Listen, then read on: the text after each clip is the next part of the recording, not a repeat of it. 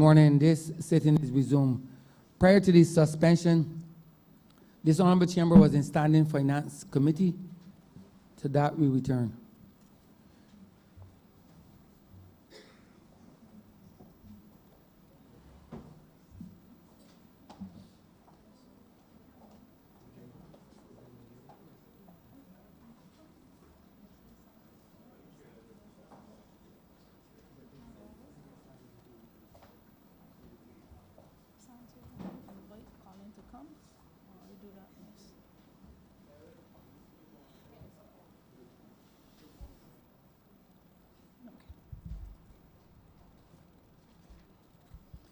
The House is now in standing finance committee.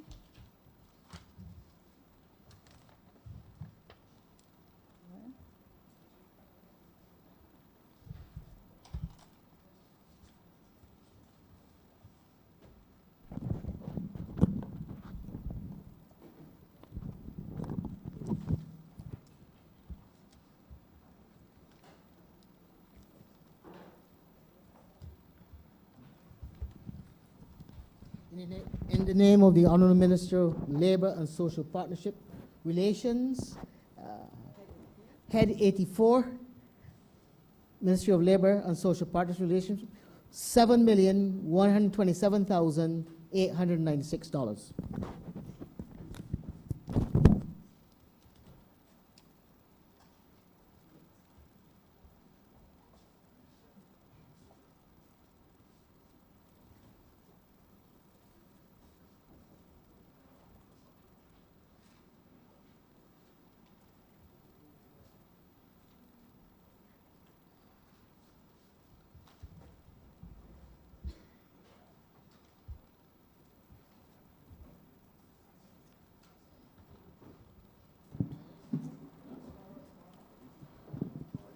Good morning, Madam Chair. That's good. I beg leave to invite my team from the Ministry of Labour and Social Partnership Relations to join me. So granted.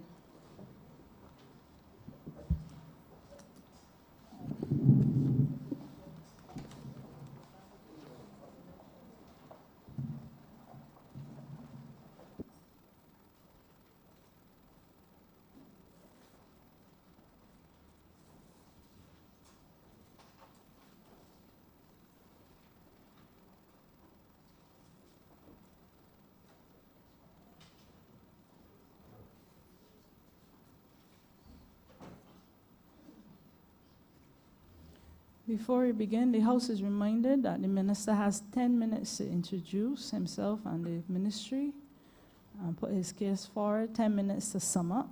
Each member of the House has 3 minutes to ask questions, of which there are 3.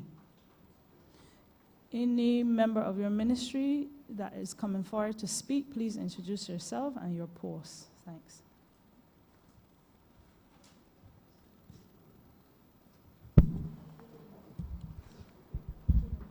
Thank you, Madam Chair. I would first want to introduce the team that sits with me. To my right is Permanent Secretary, Dr. Karen Best. To my left is the Chief Labour Officer, Mrs. Claudette Hope Greenwich. Behind the Permanent Secretary is the Deputy Permanent Secretary, Ms. Marble Howell. Next to her is our Senior Accountant, Mr. Julian Eiffel. Next to him, the Director of the Barbados Employment and Career Counseling Services, Mrs. Yvette Walcott-Dennis. Sorry, Mr. Jones? Okay. Sorry, the head of, you can say, the Registrar of the Employment Rights Tribunal, Mr. Winston Chase, so I don't have to look back. Mrs. Walcott-Dennis is behind him. And next to her is the director, the program manager for the Human Resource Strategy Unit, Mr. Lynch. The head of the Occupational Safety and Health section, Mrs. Alison Elcock.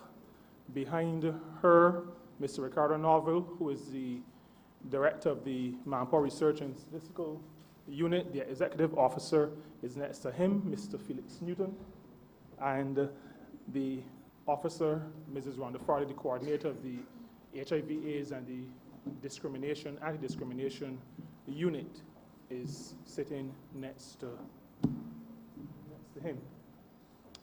Madam Chair, the Ministry of Labour and Social Partnership Relations is a ministry that people often associate primarily with disputes and dispute resolution. Our approach this morning is, given that we are sitting in the well of the Parliament, and given that we are in the process of speaking to our estimates, our approach is to indicate to the public why should the taxpayers' dollars of the working people of this country, in the amount as indicated by the clerk, 7 million plus, why should that money be spent on a Ministry of Labour and Social Partnership Relations? And I think it is important for the country to hear how that money is spent. What does this ministry do? We are associated with and play a very important role in the maintenance of good industrial relations in this country. We do it by advising, we do it by conciliating, we do it by educating workers and employers about their rights. We do it by attempting to resolve, and in many cases, resolving disputes as they arise and before they become larger disputes. We also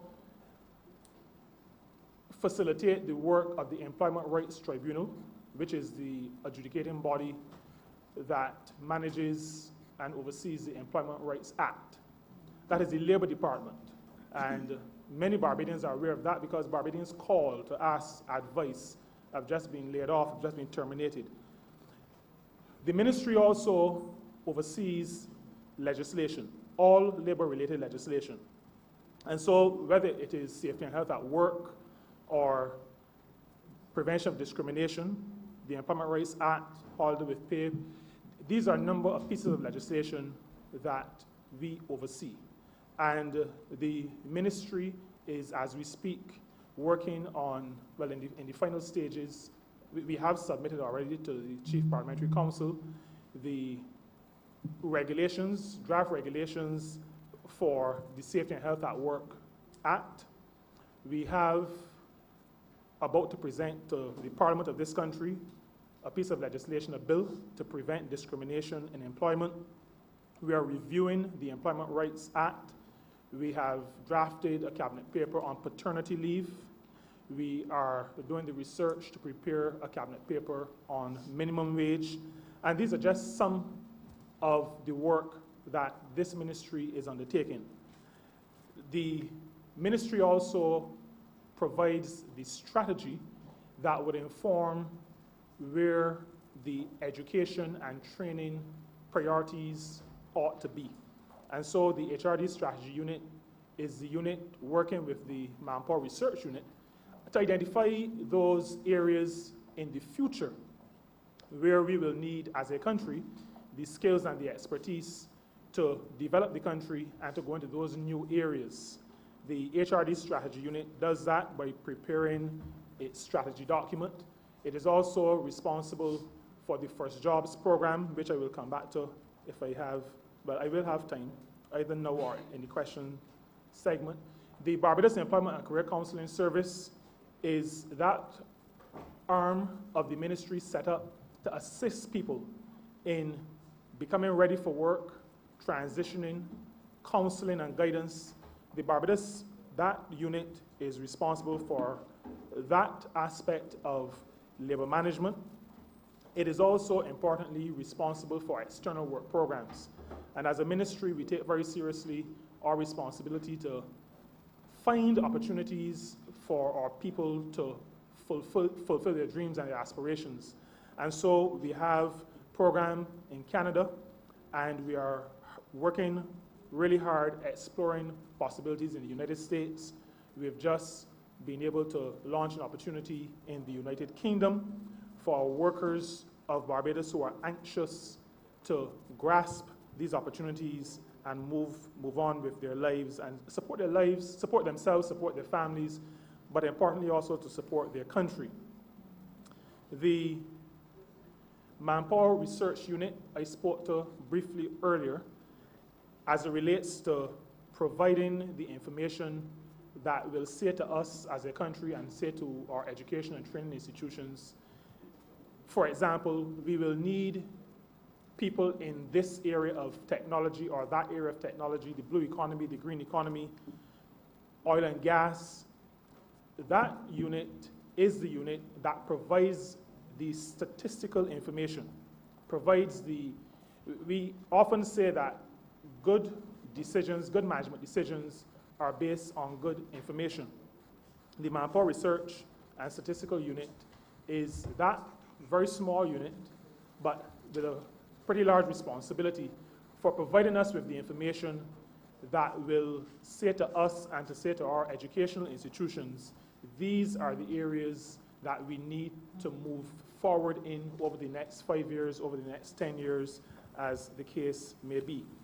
This ministry, Madam Chair, is also responsible for the social partnership, the relations among the partners, government, workers and their representatives, businesses and their representatives. The secretariat, the seat of that relationship coordination sits within this ministry as well.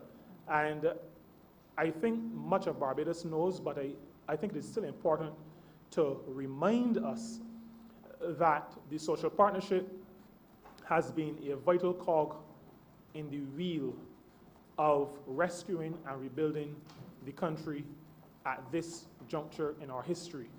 And so keeping the partnership together, offering guidance, facilitating the partnership, because partnership is a word, but if partnership is to mean something, then there has to be that focus and that functioning of the different parts. And located in this ministry is that functioning of pulling the partners together and facilitating their involvement in the project of nation building. The Ministry of Labour and Social Partnership Relations is also responsible for social justice. And this is a matter that cannot be overemphasized. Every country, if it is to reach its full potential, must be able to look after everybody in the country. It must be able to facilitate their inclusion. It must be able to give voice to those whose voices are not heard. It is, if the society is not to descend into chaos, it is to be that function that attempts to maintain a certain harmony, a harmony not based on force, but a harmony that is based on an understanding that all of us are a part of the society and all of us have a role to play in the development of that society. So that as a society develops and as it seeks to develop on its economy, we have to include everybody. And we have to make sure that everybody has the opportunity to play their role, play their part in the building of the society and the building of the economic infrastructure that the societal superstructure is based on. The Social Justice Committee has established early in 2019.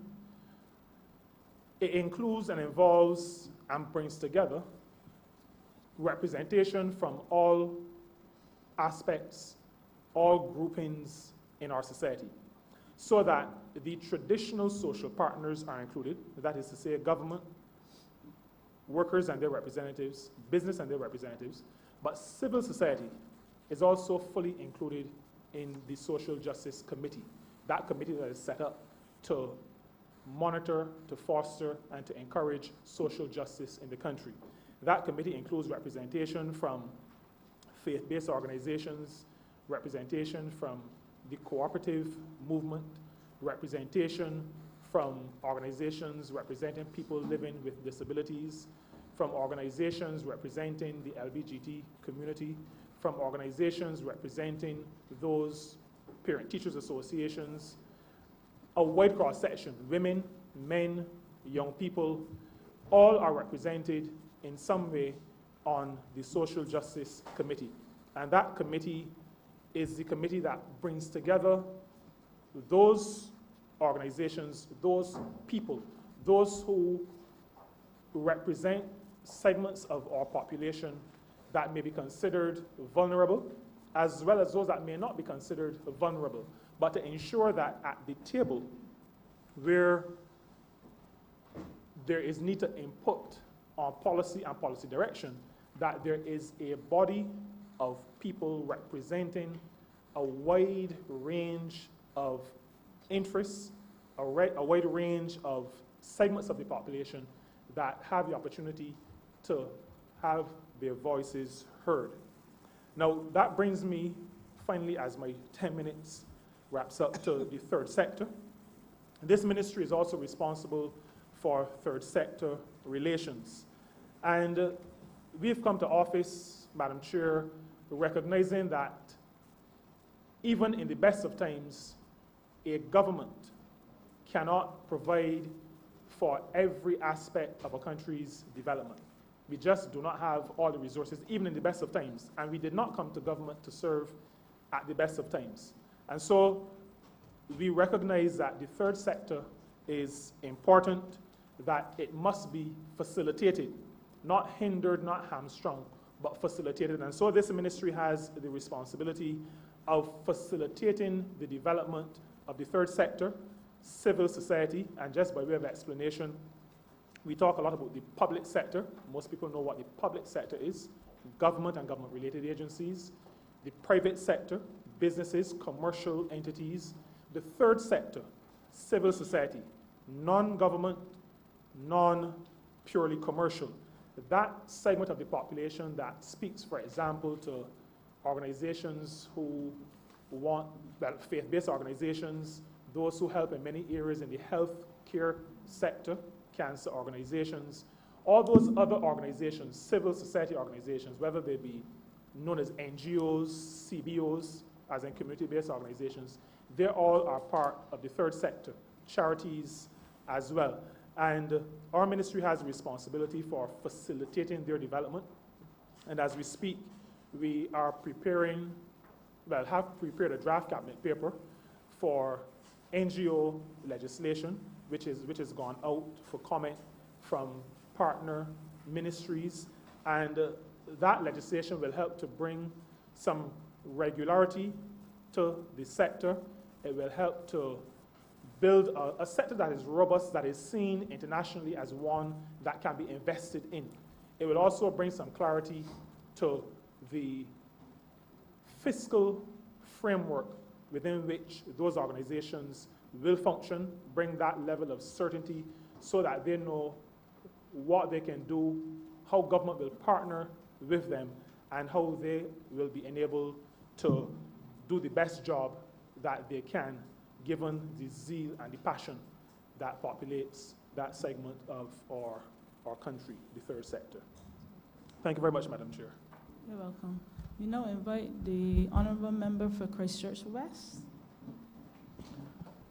Thank you very much. I am sorry once again. Oh, you want to go first? I'm sorry, Honourable Leader of the No, Opposition. I really will forego my opening statement this morning because my honourable colleague has basically treated us to an explanation as to what his ministry does and did not get into anything strategy or philosophical underpinnings of the program.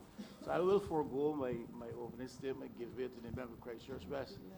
But I do have 10 simple questions for my colleague when I get the chance. You don't want that, no? Okay. Thank you very much, Leader of the Opposition, for foregoing and giving me an opportunity to lead off this time. and also Madam Chair. Minister, two questions, and I'll give you the opportunity to get the first one, and then the follow-up will be the second one. You would be well aware that I went on record asking the private sector to give a wage increase to the people of Barbados, that the government had set the record and had given a 5% wage increase to all of its employees. And I thought that the public sector should have done the same. And I don't think we saw, the private sector, sorry, and I don't think that we saw that private sector wage increase that we'd expected. And I thought that was sad. It was sad because it's clear that cost of living had gone up significantly, 3%, 4% inflation, sometimes over the previous administration. But yet still there was no concomitant increase in people's salaries. My question to you, though, is about the minimum wage aspect, that you did say that you are preparing legislation on the minimum wage, and what I would want to know is exactly what are your ideas and views about minimum wage? Do you have an idea or a number in your head set as to what you're thinking that should be? And how would you, after setting that, how would that wage increase over time based on inflation or cost of living as time goes on? So in other words, will that if you do have that minimum wage idea set, will that then be a set figure, or will it increase by virtue of a formula, or will then you have to come legislatively and increase that minimum wage going forward? And then the second question has to do with farm labor, but I'll come back to that. Thank you very much, Honourable Member. The Barbados Labour Party came to office with a recommendation recognizing that the cost of living had been increasing on a continuing basis over the years, recognizing that the rate of increase in pay had not kept track with the increases in the cost of living. And in our manifesto of 2018, we indicated that we would seek to raise the minimum wage to $8. I mentioned before that, and that is, sorry, $8 per hour, and to extend it to be a national minimum wage. Now, I say extend it because I'm conscious that there are people who may be listening who may not understand fully what some of the things that we take for granted in our speak. There is a minimum wage set at this point, $6.25 for shop assistants. That was moved from $5 some years ago to $6.25 with an intention to move it to $7.50. But it was done in stages. Now, I spoke earlier to the Manpower Research and Statistical Unit, and they are currently doing research. We are close to the end of February.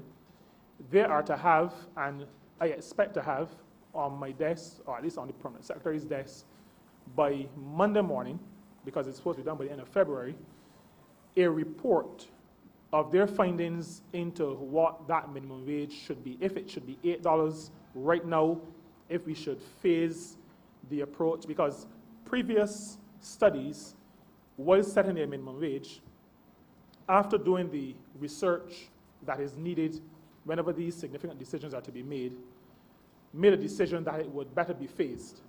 And so while we have indicated in our manifesto that we intend to go to $8, we have not said, because we understand that these things require a little bit more research, we have not said how we would get to that $8 and the time frame.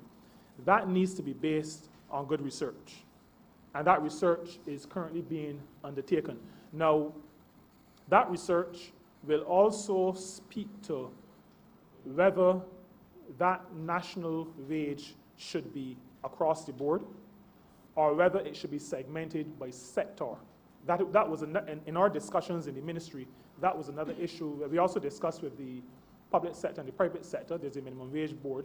And the question about whether it should be related to different sectors, different industries, came to the fore. That is part of the research that is being undertaken at the moment. Now, I have not given thought to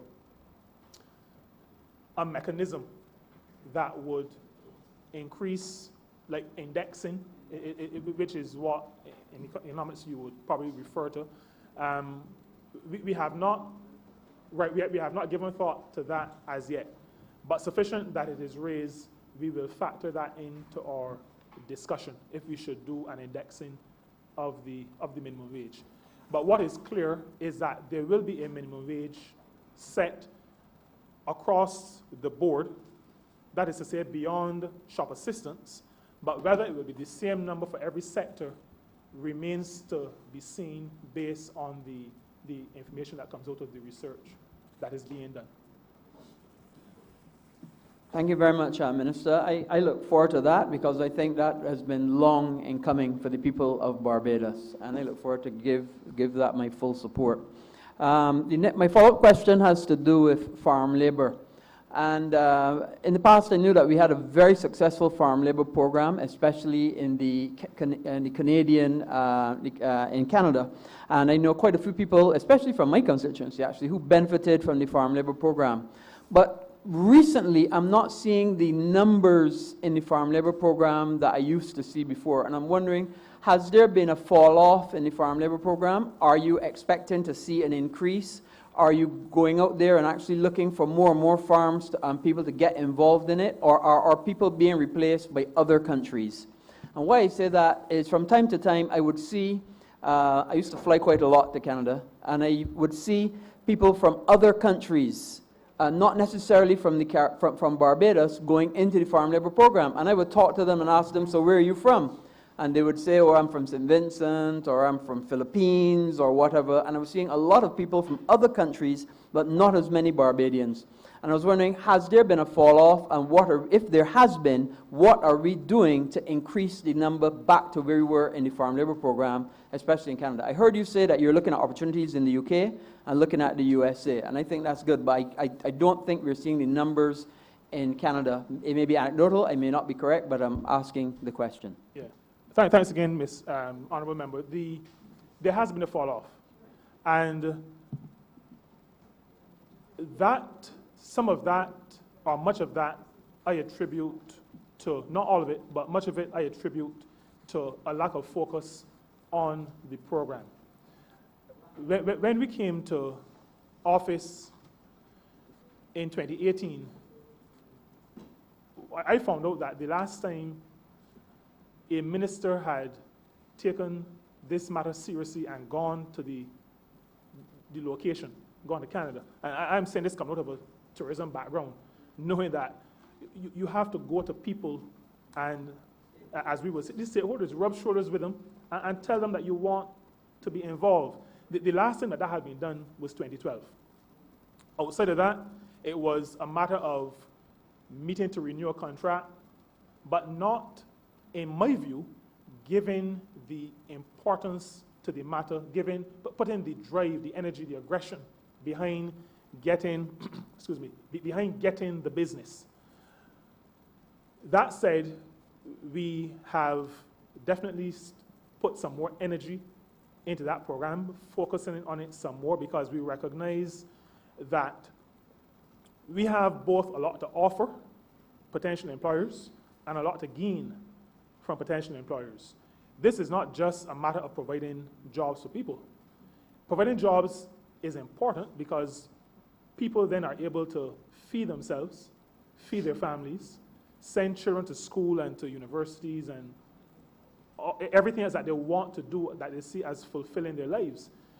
But when a Barbadian is working on a temporary basis outside of Barbados, that Barbadian also becomes a significant source of foreign exchange to this country.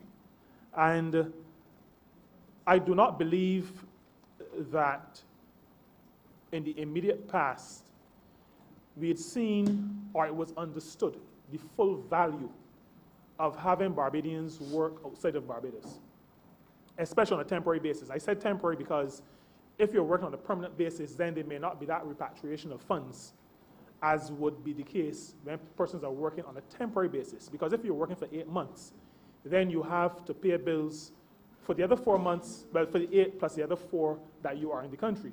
So there is going to be a more significant repatriation of funds into the country. And I'm not sure that that there was a full understanding of the benefit to the country. There are benefits beyond that. People will go to more developed countries. Canada is the focus of your question. And they have tremendous knowledge and expertise in all kinds of farming, greenhouse, and all kinds of stuff. When Barbadians go and work on these farms, they're exposed, in lots of cases, to technologies that we don't have, but that we want to get.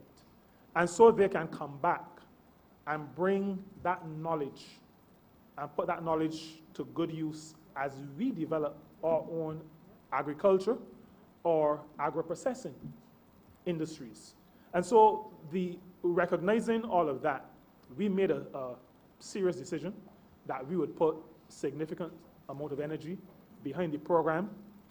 I visited Canada in early November and spent some time moving around all day, every day for about 2 weeks, moving around, going from farm to farm to let farmers know that Barbados is serious about this program.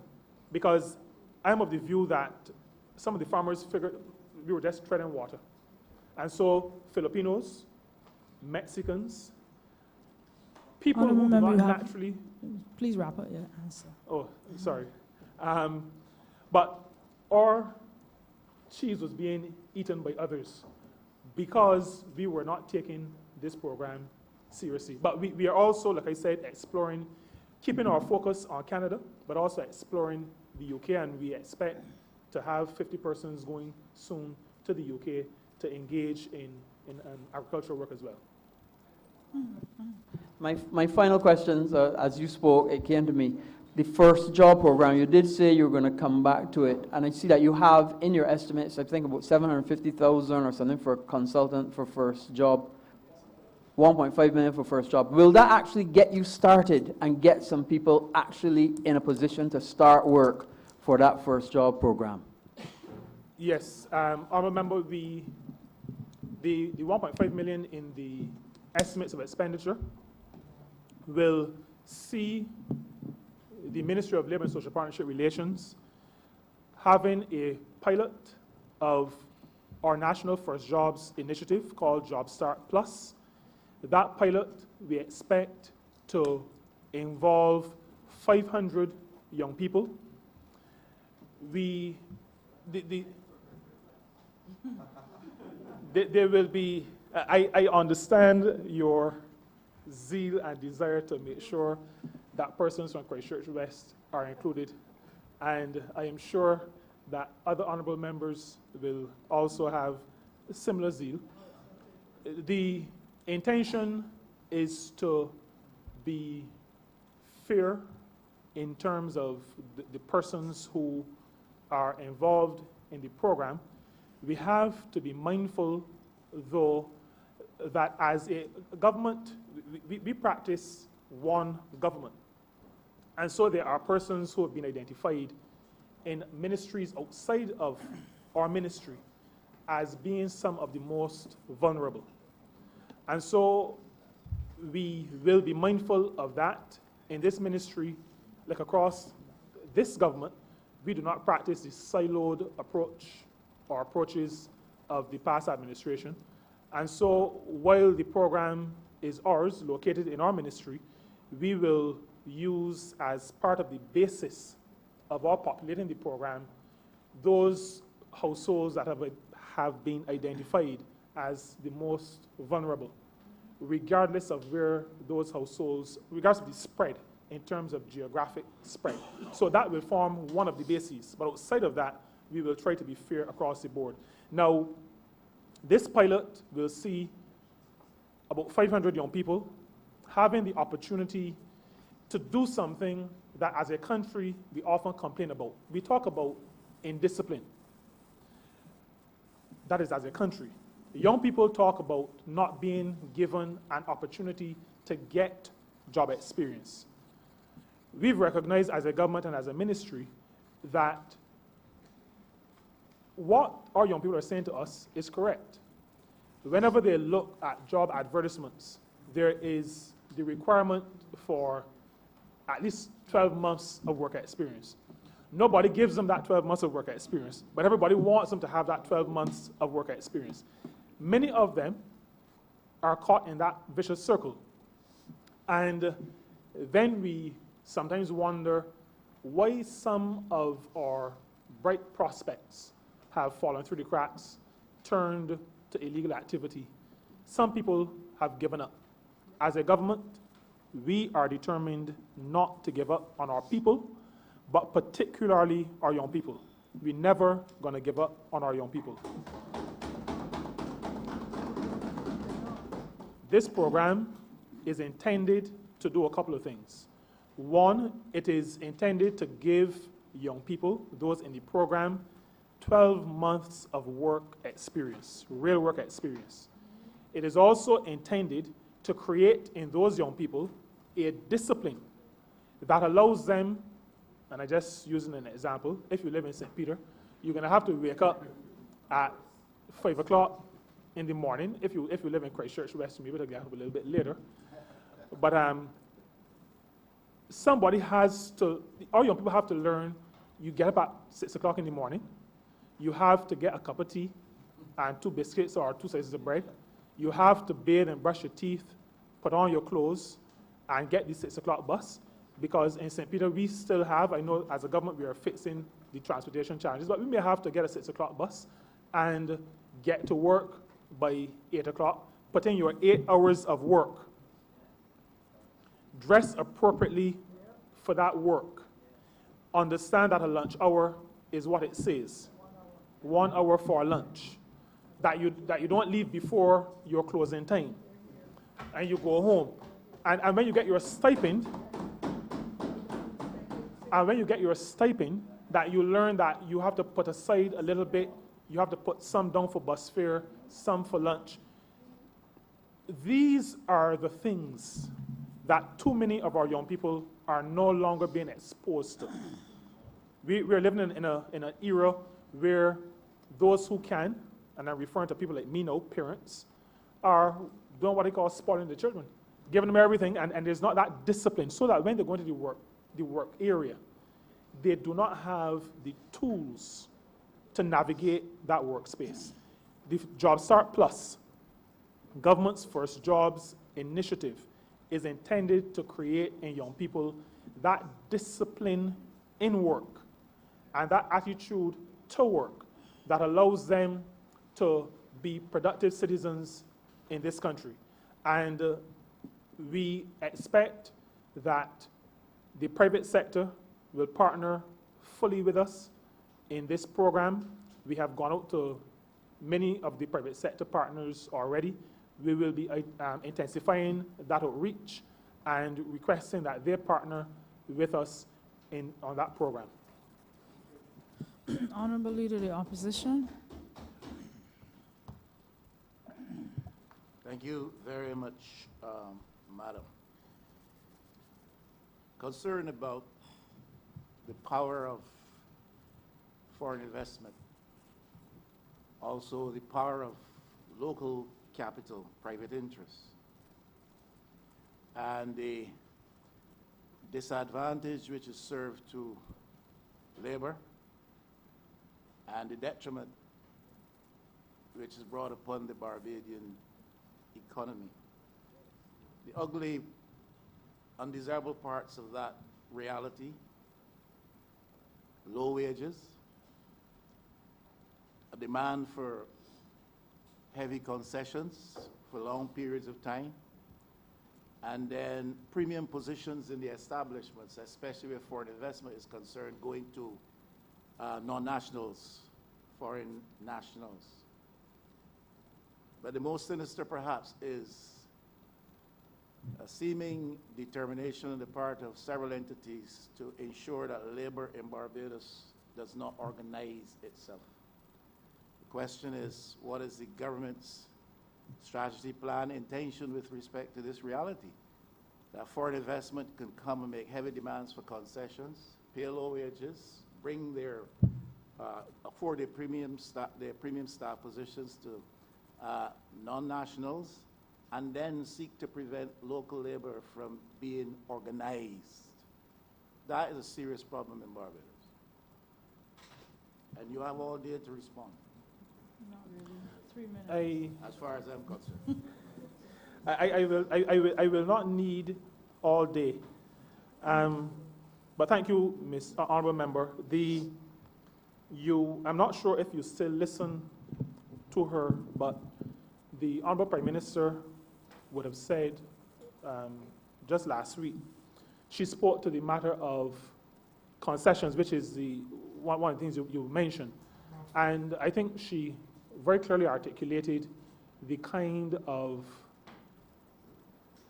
investment Madam Chair, with your leave, yes, the concession, I know we're going to address that, but I want to know what we are going to do, what the intention of the government is with respect to the efforts which persist to stop labor from organizing itself. That's the one I'm most concerned about at this time. Thank you very much, Mr. Honourable Member. As I was saying, the Prime Minister has indicated what government's position is as it relates to investment into this country. And I have to, without any disrespect, Honourable Member, have to start there because there is a philosophy that undergirds action. And that is how, as a party in government, we operate. That philosophy, like I said, was articulated by the Prime Minister. We are not looking for investment at any cost. And some of the things you mentioned, Honourable Member, speak to the any cost side, the wage level, the matter of being able to organize. Now, so we've set on the table that we are not accepting investment at any cost.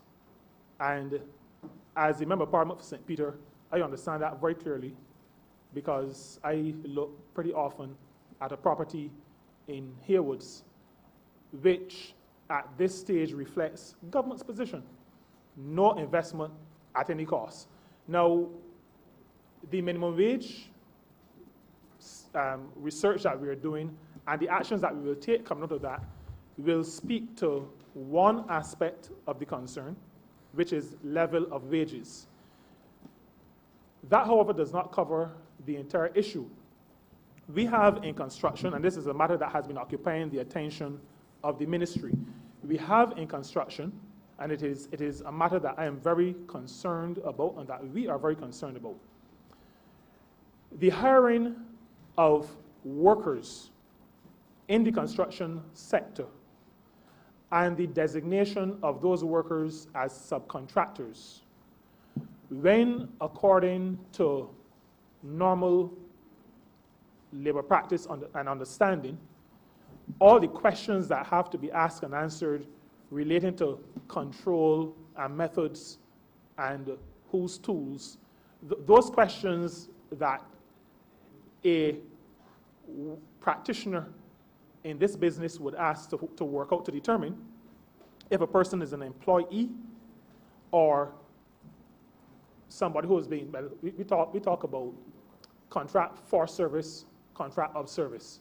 That differentiation, we are of the view that some of our construction establishments have been taking advantage of people in that regard.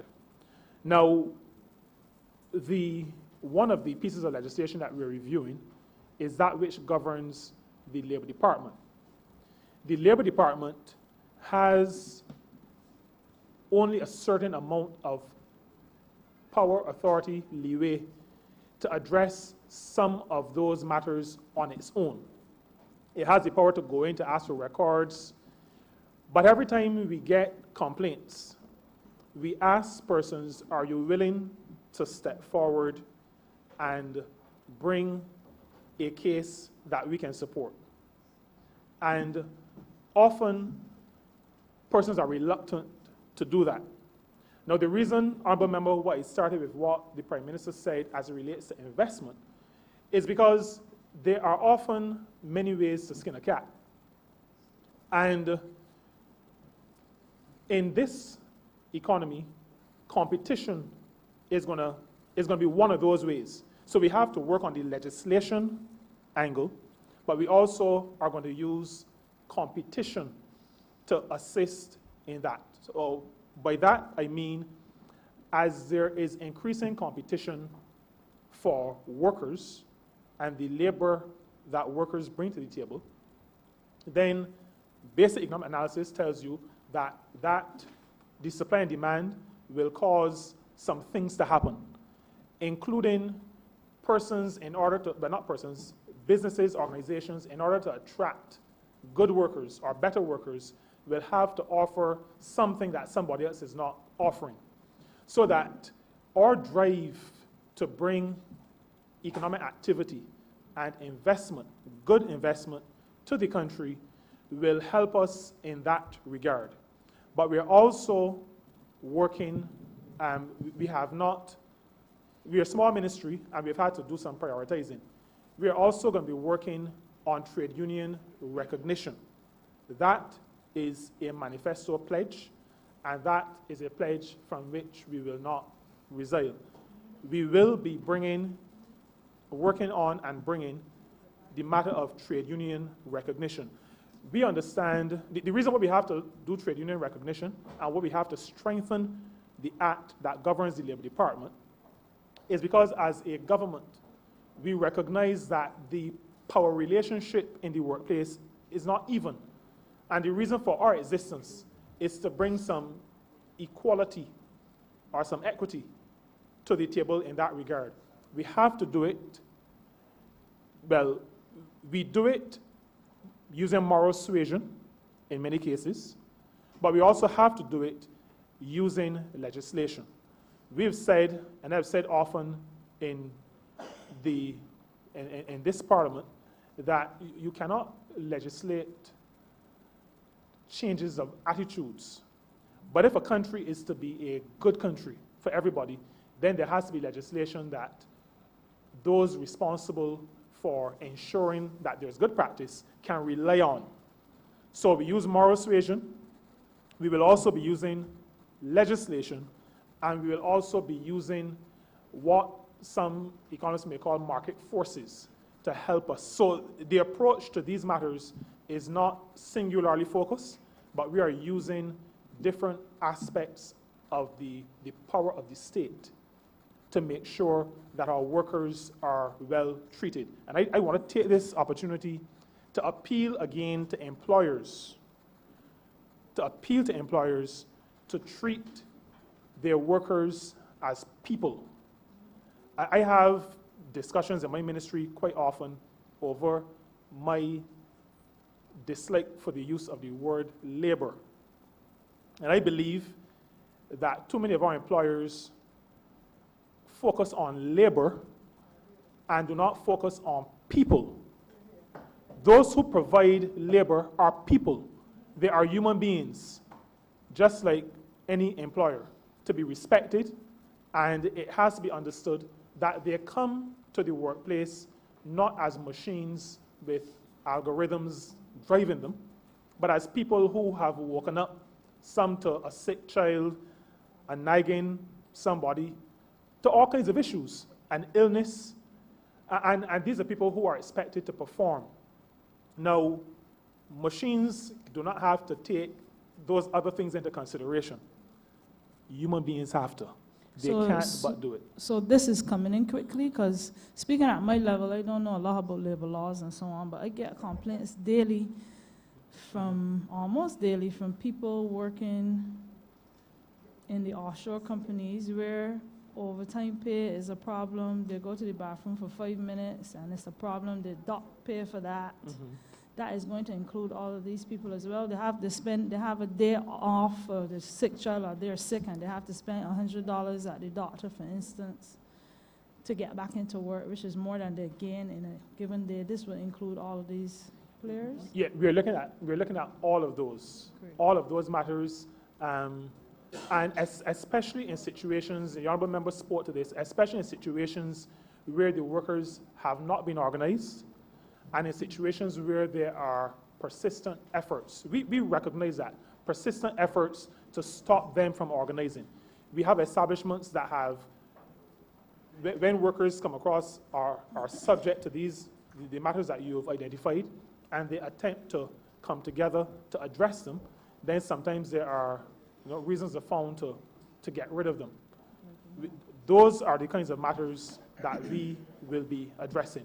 Now, we have limited resources, and we started in terms of our legislative agenda with the regulations to the Safety and Health at Work Act. We had a bill, an act, no regulations to speak to how the act was to function on a day-to-day basis. So we have completed the instructions, the drafting instructions, and that has been sent to the Chief Parliamentary Counsel. We had a draft protection against discrimination, and this is one of those areas where workers have been finding difficulty in the workplace, being discriminated against for all kinds of reasons. That bill has now been approved by Cabinet for submission to Parliament, and that will be debated sometime soon. A bill to prevent discrimination against workers for a wide range of reasons. These are the tools that we're using. There are many other pieces of legislation that we have to work toward. Violence and harassment in work, we were instrumental in getting that convention passed, Convention 190, at the International Labour Conference last year. That adds a dimension to our Sexual Harassment Act. It widens it. It offers more protection. We are now in the process of working to have either our existing legislation beefed up to include that, or maybe to introduce new legislation. But we knowing that we have a wide range of legislation to address, we've had to be methodical in pursuing, well, in working on the ones that we've decided to work on. But we believe the discrimination bill will start to create in the minds of employers that we are dealing with human beings. We are dealing with people who have to be treated as human beings. Yes, thank you, ma'am. I am, and I join my voice with your query and express the concern that legislation comes soon. That which exists in the pipeline, that which exists at the level of the mine, because this government has been quick to bring legislation to the Parliament, in many instances responding to the pressure and influence of international institutions, and for other reasons too. But we need to make haste with respect to legislation that affects the interests of the working class in Barbados. So I hope it comes and comes soon, as intimated by the Honourable Minister. And that second question, I'll probably rest with this one. Unemployment is always a concern, and underemployment is a serious concern in Barbados. And unemployment is triggered sometimes by, in economies like ours, the lack of government spend, the lack of state investment, especially with respect to capital works and stuff like that. We have a situation where it is often said that the private sector must step up to the plate. I really hear the expression I would prefer to hear, come to the crease. I'm more familiar with that type of analogy. But it must come to the crease or step up to the plate and help with the situation in terms of reducing unemployment in the economy and contributing to our forward movement and development. The Barbados context is one in which private capital depends significantly on government spend. And if in the context of the BERT program, the IMF arrangements, government is reducing its expenditure, especially with reference to things like capital works. The private sector, though the banks are loaded with liquidity, is not going there to get credit because the government is not paying out any money, offering any works. We have a compounded situation. I really want to know what the Labour Ministry's position and posture is on this matter, because the Barbados economy must get going, and we cannot rely with a hope and a prayer on the injection of foreign investment. It may come soon, it may not come, it may be delayed, it may be frustrated, whatever. And the economy must get going, and there must be growth, not just stability at the macro level, but growth. So if government is reducing spending, the private sector depends on government spending to get going. Where in the world are we going as an economy? That is my question. And in the context of that, what pressure is the government prepared to put on the banking sector to make some of its available capital available to small interest operators in Barbados, small enterprises? They depend on government to some extent, but they also take their own initiative in several aspects of economic endeavor. But the banks will say, we will lend to anybody, but they're not lending to small players in the field. And the big players are not borrowing because government is not spending to provide a contract. I don't know if you understand all of that.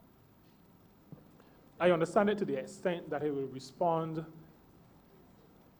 in the context of my responsibility as Minister responsible for Labor and Social Partnership Relations, and not economic development, investment, finance, small business, or any other similar portfolio. From a Ministry of Labor and Social Partnership Relations perspective, we recognize that people need to work, and a lot of our responsibility is helping to equip people for work, working through what those areas are that the economy will be looking to develop in, and attempting to ensure that we have workers who are skilled in those areas. That is the responsibility of this ministry. As it relates to private capital, availability of funding, from the social partnership perspective, we have been clear through our chair, the Prime Minister of this country. We have been very clear to the private sector, particularly the commercial banking sector, to indicate to them our desire that they come to the crease. I'm not sure what terms might have been used in the social partnership meetings, but that they take seriously their responsibility. While there are commercial entities, commercial banks holding the savings of ordinary people, they also have a responsibility to partner as part of the social partnership, but as good corporate citizens as well, to partner with not just government, but to see themselves as partners with the rest of the country in developing the country, that which would include making capital available to good projects. So that is something that at the level of the social partnership, we have kept encouraging. What we have also done at the level of the social partnership is that in an effort to democratize that financial sector, we have brought to the table at the social partnership the credit union movement, because we recognize that lots of the resources of ordinary people are also in the credit union system. We are really saying to Barbados, we are not seeing the credit unions as the poor cousins of the banks.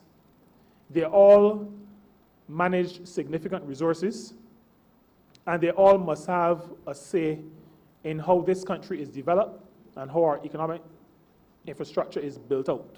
So that our role in this ministry is an encouraging role, a facilitating role, assisting the ministries that are responsible more directly for economic activity, development, investment, business development, assisting them in encouraging the holders of finance, the managers of finance, of money, to partner in developing the country, but also as a ministry ensuring that the people of the country have the requisite skills to take advantage of the economic development, identifying where that development is going to be, and preparing our people to take advantage of the opportunities that we know will arise. Thank you. Honourable Member for St. Michael South.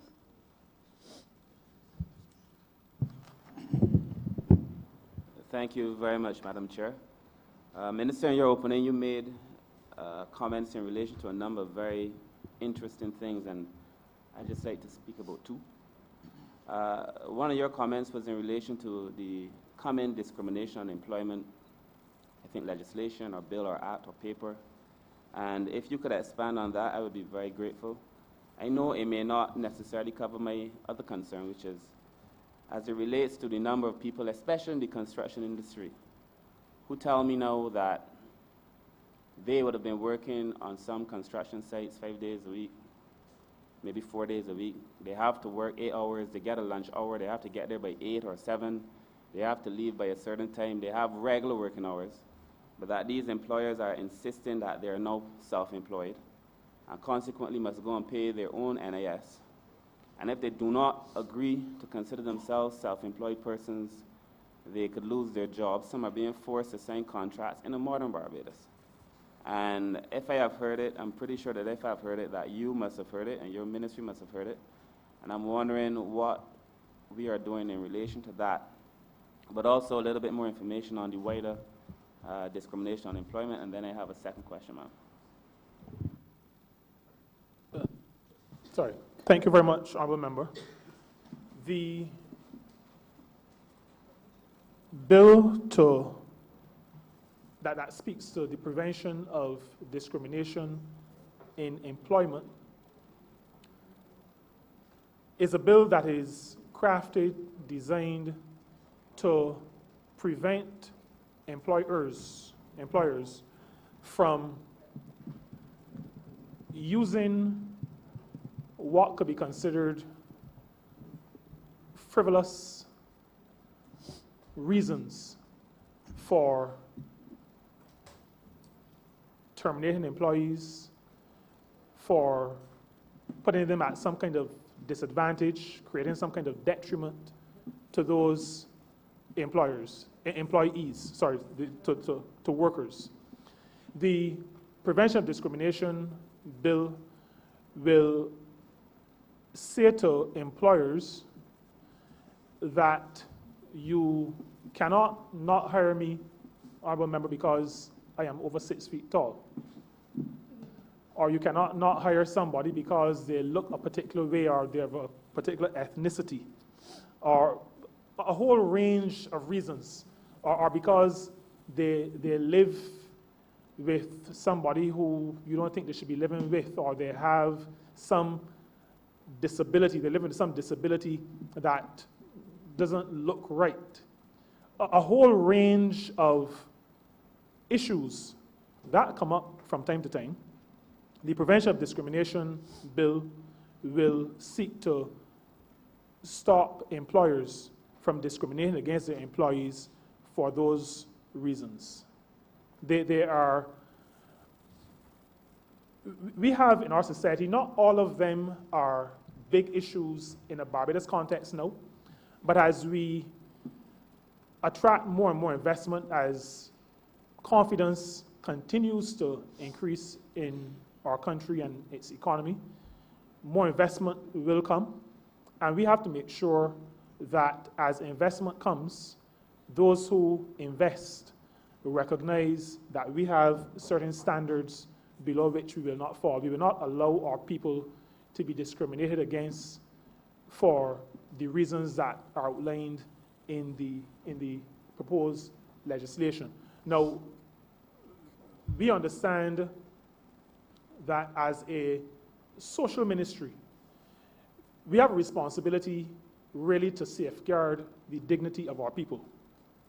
We have a responsibility to make sure that there's inclusion, so that when an employer seeks to pick on a person because of their color or shade, because we have some Latin Barbados as well, you know, we hear about all kinds of reasons. I know of situations, this is before I came to this responsibility, where in certain jobs you had to look a certain way to get the jobs. And employers will tell you, well, this is a frontline job, and I want a person who is not to this or who is not to that.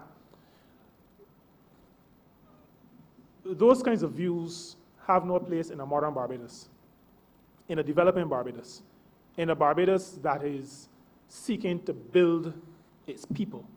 And so we see ourselves as protecting the dignity of our people. We also see ourselves as facilitating the inclusion of everybody. Every Barbadian, every person who lives here has the right to be able to contribute to their own development and to the development of the country, and not to be discriminated against in the achieving of that objective. And so we take that very seriously, and that bill is designed to address the matter of discrimination in any and all of its forms. The matter of the construction sector, I spoke a little bit to this earlier. We have heard both from, as members of parliament, from our constituents, but as a ministry responsible for labor and social partnership relations, from many people who have complained. We've actually also heard from at least one construction company. At least one construction company that indicated that this was a problem. I'm going to mention the company perspective first, because it speaks to good order and the reason why we're taking this very seriously.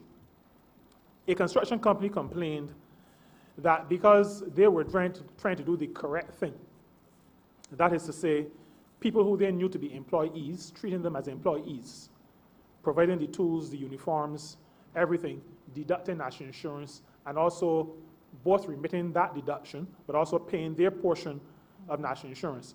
Now, that was causing them to be underbid on jobs by construction companies that were treating to their workers who were doing the same thing as the construction company that complained, but those workers were being forced to see themselves as subcontractors. And so the national insurance obligation of the company did not come into play, and as you said, Honourable Member, they were being asked to pay their own national insurance. So they were saving that 11 or 12% on bids that they were sending to potential investors who wanted construction projects executed. Now that that was a detriment to the organization that wanted to do the right thing. That's from a company perspective. So allowing something like this to happen actually discriminates against people who want to do the right thing. But I would say, probably more importantly for us, it puts the worker at a disadvantage. There's a reason why, for employed persons, the deduction for national insurance is done at source. The recognition is that as human beings, once we have the money in our hands or in our pockets or on the bank, it becomes a little bit difficult to take it up and rather than buy food or clothing or pay utilities, to go to national insurance and pay the contribution. So while we may say that it is their responsibility, a government that cares about people also recognizes the challenges, the issues that people will have and will face. And so that lack of deducting at source presents a challenge for many of our workers who, when they get to retirement age, realize that they have not had the 500 contributions necessary for contributory pension. And then at the age when they really need to have that support structure, the structure is not there because of the misdeeds, I would use that term, of businesses in terms of their treatment of the workers. This matter is receiving the ministry's full attention. It is a matter that we have to work through how it is to be done, because while there are rules, we often have to encourage people. Now, the last time this happened was Life of Barbados agents bring an action against an insurance company over the matter of whether they were self-employed as agents or whether they were employees of the company. The ruling of the court was very clear. The enforcing of that is done on a case-by-case basis. So if it is floated, it means a case has to be brought. This takes me back to the matter of the legislation governing how the Labor Department acts. Because at this point, we rely on people, workers who have been affected, impacted, to bring the action. But a person who complains is also concerned about keeping the job. And that worker is therefore reluctant. That worker is looking to us to help in the circumstances. Now, we approach businesses from time to time, but we have to do it in a moral suasion type of way. So if the business refuses to accept that the person is an employee, that is a matter then that has to be referred to a court of law. And there needs to be somebody to bring the case. So that is the challenge that we're having at the moment in terms of enforcing across the board the matter of, I don't want to say forcing, but causing employers to recognize those who work for them who are really employees, to recognize them as employees.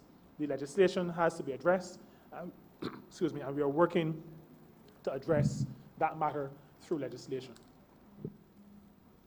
By the same token, if I may add here before you go on, Honourable Member, that is looking at one side, but then we have, and some of the boards have issues with it, we have employees knowing that they could take their 21 days, for instance, and be paid a full salary, including NAS. How do we deal with matters like that? I hope my answer, Madam Chair, is not too simple. I'm good with heard, simple. no, I tell you the reason why I said that. I've heard that complaint frequently through my professional life. And my response is always the same. The only way an employee can continue to abuse a system is if those who supervise and manage the employee allow them to continue to abuse a system. Now, I've had the privilege of having to deal with some of these situations, so I'm going to respond more fully, but from a personal perspective. If an employee has, but I'll tell you what I used to do. So for whatever it is worth, if anybody wants to go the same route, they can. So this is a personal perspective. 6 days uncertified sickness. At day number 4, a notification that you are approaching, sorry, at day number 5, you are approaching your limit. Written notification. At day number 6, you have reached. At day number 7, you have exceeded, well, you've reached, and if you go over, you're liable to discipline. At day number 7, you have gone over, and this is the first disciplinary step, and you go on, not ad infinitum, because there comes a point in time when there is enough warnings to say you are malingering. You are abusing the system, and so you're going to have to seek employment somewhere else. But then there are people that know exactly how to work it. I take my 6 days no non-certified leave, and then you find a doctor. I apologize to those who I might offend, but you find a doctor that is willing to give you sick leave on from a Friday to a Monday, and then that would be considered certified sick leave. What happens then? Human resource practitioners have no jurisdiction over physicians and their decisions. Physicians, not like yourself, Madam Chair, but other physicians have made it quite clear to employers and those who engage in this craft and this exercise that their judgments are not to be questioned, and if it is their learned view and their professional view that a person is ill and needs to be away from work, there is really nothing that an employer can do, except insofar as it is a continuing matter that extends to a degree that impacts the person's ability to function in the job, in which case then there is provision to counsel that person or to get to the point where what we call medical boarding, where the person, if you are unable to work, if your illness is such that you are not able to work for a significant period of time, then it means that you can no longer be employed and you will have to be medically boarded. People call it being declared medically unfit. So that is the ultimate option. If a person continues to be ill to the point where they are unable to function, there's also provision for the employer to detect patterns, even when a physician is part of the process. Now, and those patterns then can be investigated. The pattern may show up malingering, but it may also show up that at some time of the year, Sahara dust, there are different environmental factors and other factors that the pattern can... Crop over, Christmas. Right, but that's on the malingering side. Different patterns. And some employers have taken to, well, insurance companies have also done it, taken to using detective means to work out if a person is malingering or not. There's been a case where a person, and I like to use cases because case law helps to guide. We try to do this quite often in our sessions at the ministry. We have one coming up next month, where we try to educate our employers. There was a case where a lady was ill, certified ill, and was seen in a hair salon braiding hair.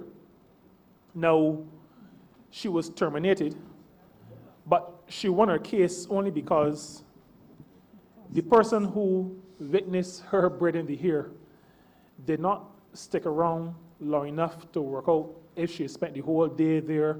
And so I spoke to physicians earlier, but we also have to deal with legal practitioners who will use methods to argue the cases for their clients. Now, my understanding from that case is that if there had been evidence that the lady was there for the entire day braiding hair, the company would have had a case to say, well, she wasn't really ill, based on the job that she was doing at the organization. She wasn't really ill. We have had these kinds of issues. If you see somebody at the sea, now people argue, I've gone to the sea because the doctor told me that will help me to get better. So employers have to be careful in these scenarios, but I cannot think of a situation where a person can abuse a system on a continuing basis without sanction. And so while I call on supervisors and managers to treat people fairly, I also call them to take their responsibility seriously, not to rely on the Ministry of Labor to help them to manage in situations where they should be the first point of management. You don't wait until you have to pull your hair out, then to call the Labor Department and want an officer in the Labor Department to tell you how to fire the person. Usually when an employer calls, that is what they want to find out. We say to employers all the time, on the phone, in our sessions when we invite them to come to be part of training sessions, you have a responsibility to develop your people, to engage with your people, to manage your people, and that managing also includes maintaining discipline in the workplace. Thanks for your indulgence, Honourable Member. Please continue. Thank you, Minister, for your thorough response. My other question is on one of the issues you raised You know, during the election, when we launched in Weymouth, I spoke about paternity leave. I did not know at the time that perhaps I would be the first MP requesting it, but I spoke about paternity leave. And I'm asking now, because you did mention that you're working on paternity leave. I am wondering if it is going to be a statutory obligation, if it's going to be the leave as well as pay, what is going to be the relationship between the employer and the state in relation to this, and just the structure, how far we are in relation to that, and you know what conditions exist for, especially for men, and you know Caribbean men sometimes may need paternity leave 4 and 5 times in a year. So I just want to know what safeguards, just the overall model and methodology for the approach on paternity leave. Thank you very much, Honourable Member. We're going to try to get it done in time for your use. The structure will, in a lot of cases, mirror what already exists for maternity leave. We've had the, let me start by saying, as a ministry, we do not believe, and well, our government as a whole does not believe that you defer an action only because it can be abused. We believe that abuse or potential abuse should be managed if the action is going to be an action to benefit others. And so while there is that view about how Caribbean men or Barbadian men may view paternity leave or the frequency with which they may want to have it, we view paternity leave as helping to change that mindset. We view paternity leave philosophically as a provision that says to men and to fathers, you have a role in the raising and rearing and training of your child. You are not just a sperm producer, but you are to be a father to your child, so that what is sometimes felt to be the mindset of men generally, or Barbadian men or Caribbean men, we believe that paternity leave is one of the mechanisms to help us to allow men to recognize their real role, that role being the role of father.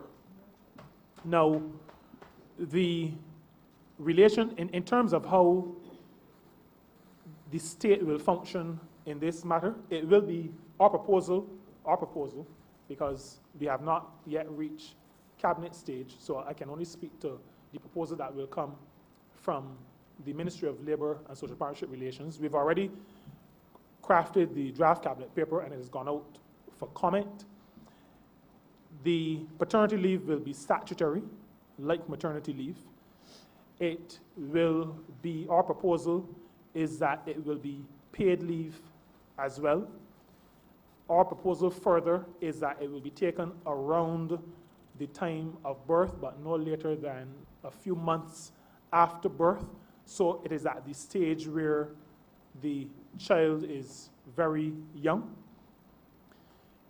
It will be paid, I mentioned that, and the frequency will mirror what currently obtains for maternity leave, so that the potential for abuse, we believe, will be mitigated.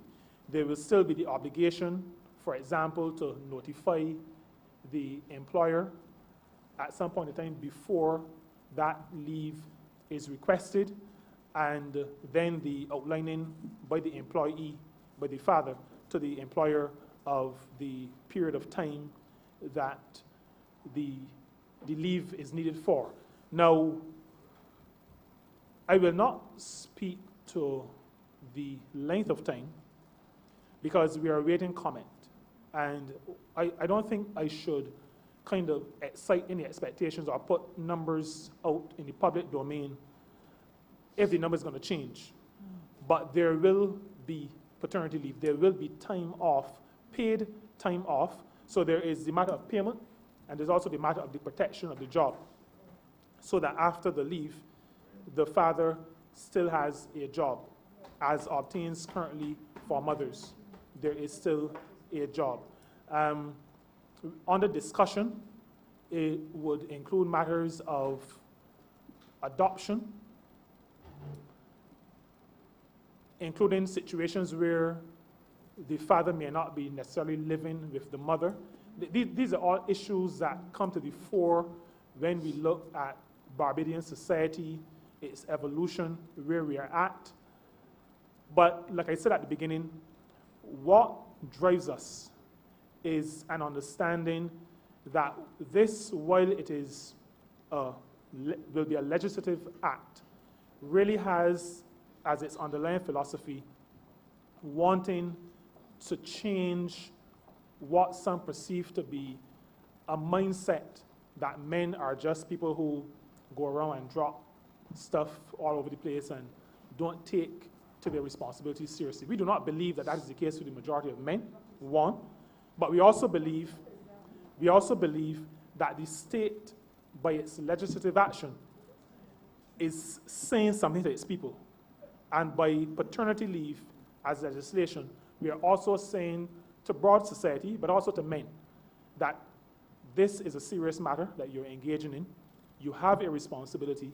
We are going to assist you in that responsibility by providing that you have time off to help to raise the child, to help the mother of the child, and to bond with your child, so that coming out of this legislation, we expect to see socially better adapted young people who have benefited from input from both of their parents, young people who have a better sense of self because they've seen that collaborative input into their rearing, and young people who are better able, therefore, to contribute to the development of society and to reduce the level of what sometimes we refer to as waywardness in our society.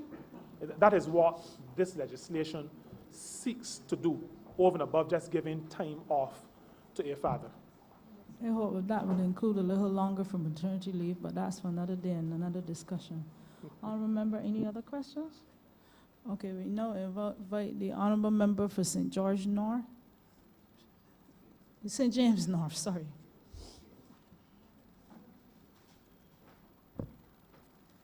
Thank you, Madam Chair. Honourable member and team, I commend you, Minister, for the manner and attitude which you have conducted your ministry, and me, that's the only way you know.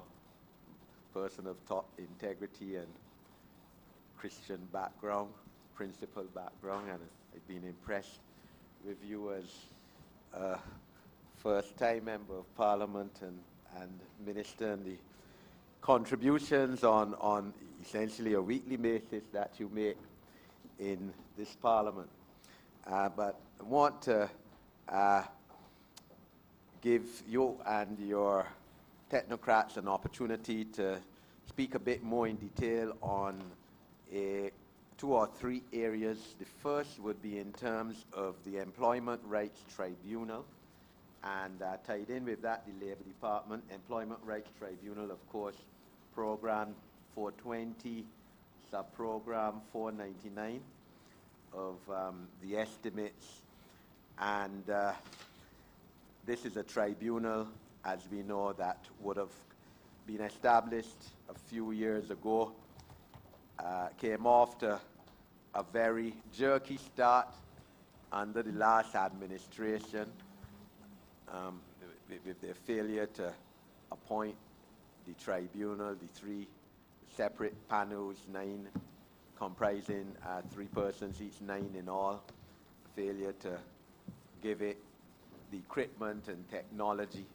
So for about 18 months it lied in abeyance, and the backlog of cases coming before the tribunal to be adjudicated increased tremendously, such that I believe at the time of the election 21 months ago, the there were close to 300 cases in backlog. And obviously that was a tribunal as well that suffered, I think, mass-scale resignations at one time under the last government. 839 members, I think 839 of them would have resigned. We have now, of course, I know for a fact a case before the Caribbean Court of Justice, which will, help define and interpret that act for the benefit of this jurisdiction. But I am wondering how have we been in terms of speeding up now adjudications, but also part of the whole process of resolution of employment-related disputes and dismissals is clearly the Labor Department. Very important department. I don't know that the people of Barbados recognize how important it is and how many statutory duties the Chief Labor Officer has. And of course, that's under Program 420, Sub-Program 421. And I'm wondering how effective the Chief Labor Officer, Labor Department, has been in resolving now the determination of employment disputes such that they don't have to go before the tribunals. So double-pronged question there in terms of the success rate now in terms of adjudication of matters, speedy adjudication of the Employment Rights Tribunal, but also the efficacy or efficiency of the role of the Labor Department in reconciling matters in terms of mediation, etc., so that they do not reach the tribunal in the first place.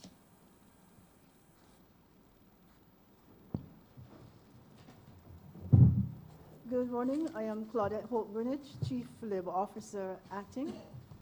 In addressing the matter of the efficacy of the Labor Department in handling cases that may come before en route to the tribunal, at the Labor Department we practice conciliation in that we are more or less down the middle and guide the parties towards an agreement, towards a solution. In the event that the parties do not reach resolution under our chairmanship, that is where the case then goes to the tribunal. The Employment Rights Act, if we are handling a dispute that comes under that piece of legislation, would require that the Chief Labor Officer seeks to address the matter within 42 days, except in a case where there may be extenuating circumstances, and sometimes that does occur. Now, the situation we have is that in that the process that we practice is a conciliatory process, we are not in a position to mediate nor arbitrate. And as a result, we cannot impose a solution on the parties. In addition to that, there's also the tendency of some parties and in some situations to more or less stick to their ground and refuse to vary left or right of what would be the better decision. In a case like that, it is absolutely impossible at some times to avoid having the case referred to the tribunal. So those are some of the factors, two of the main factors that would prevent us from reaching resolution. But generally though, we can say that employers and employees do come to the table with the correct frame of mind, in our view, with the hope of reaching some reasonable outcome for both parties.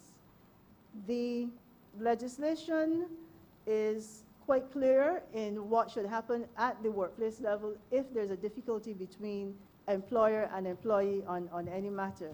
What has been happening in some cases is that the employers, we have found that the situation at the workplace tends to fall down where there is the failure to follow process.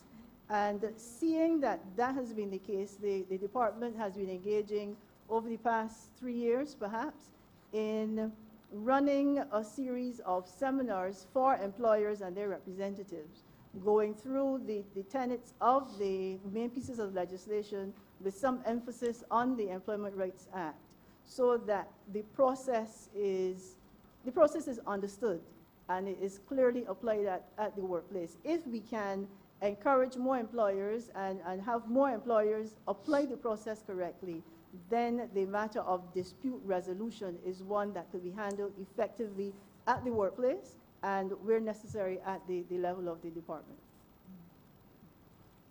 If I may add, Chair, what we have done as it now relates to the tribunal, we've taken a slightly different approach. We've started what we call case management, or what is known as case management, at the tribunal level. And we have found that case management has allowed us really to expedite a number of the matters. The work of the tribunal in hearings is public.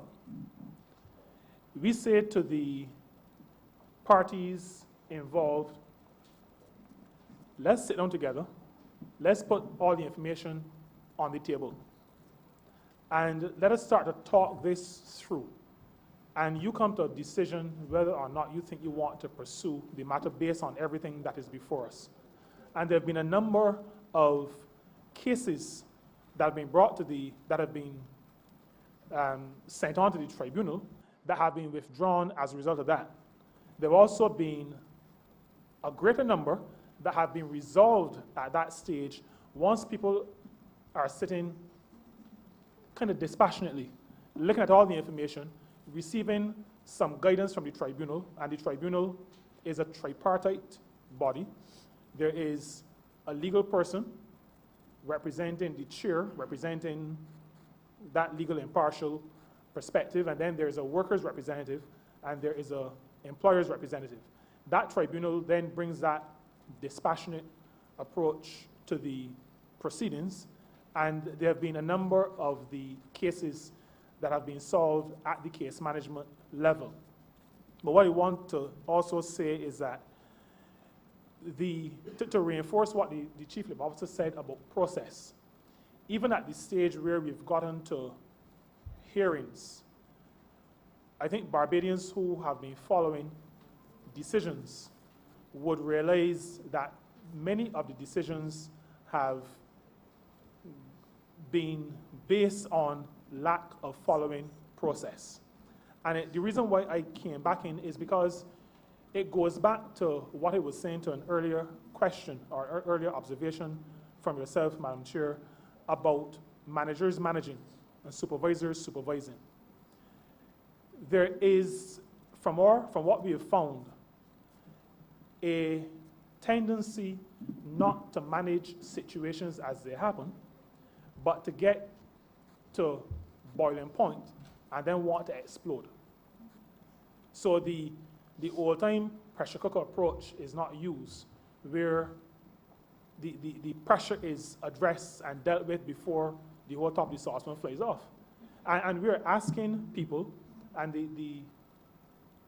those sessions that the chief referred to, we're really appealing to employers to send those people who manage people, who supervise people, to those sessions so they understand process. The Labor Department and the Ministry of Labor has not been set up to say that every worker in Barbados with a complaint is right. Sometimes they are wrong, but there are processes to follow. And the processes, and I think I must say this, the processes are not as onerous as they may appear. In law, it is called due process. So that you accuse a person of something, you must at least tell them what it is that they've done wrong. You must at least give them an opportunity to correct the wrong. If they don't, then you have to take further action. But due process really says, tell me what I've done wrong, give me an opportunity to fix it. And then, if you can, tell me, help me in the process of fixing it as well. You might observe what it is I'm doing wrong and say, but you should have done X or Y. These are things that the Labor Department, the chief and her team, the approach they use in those sessions to encourage employers to do the right thing and follow the process.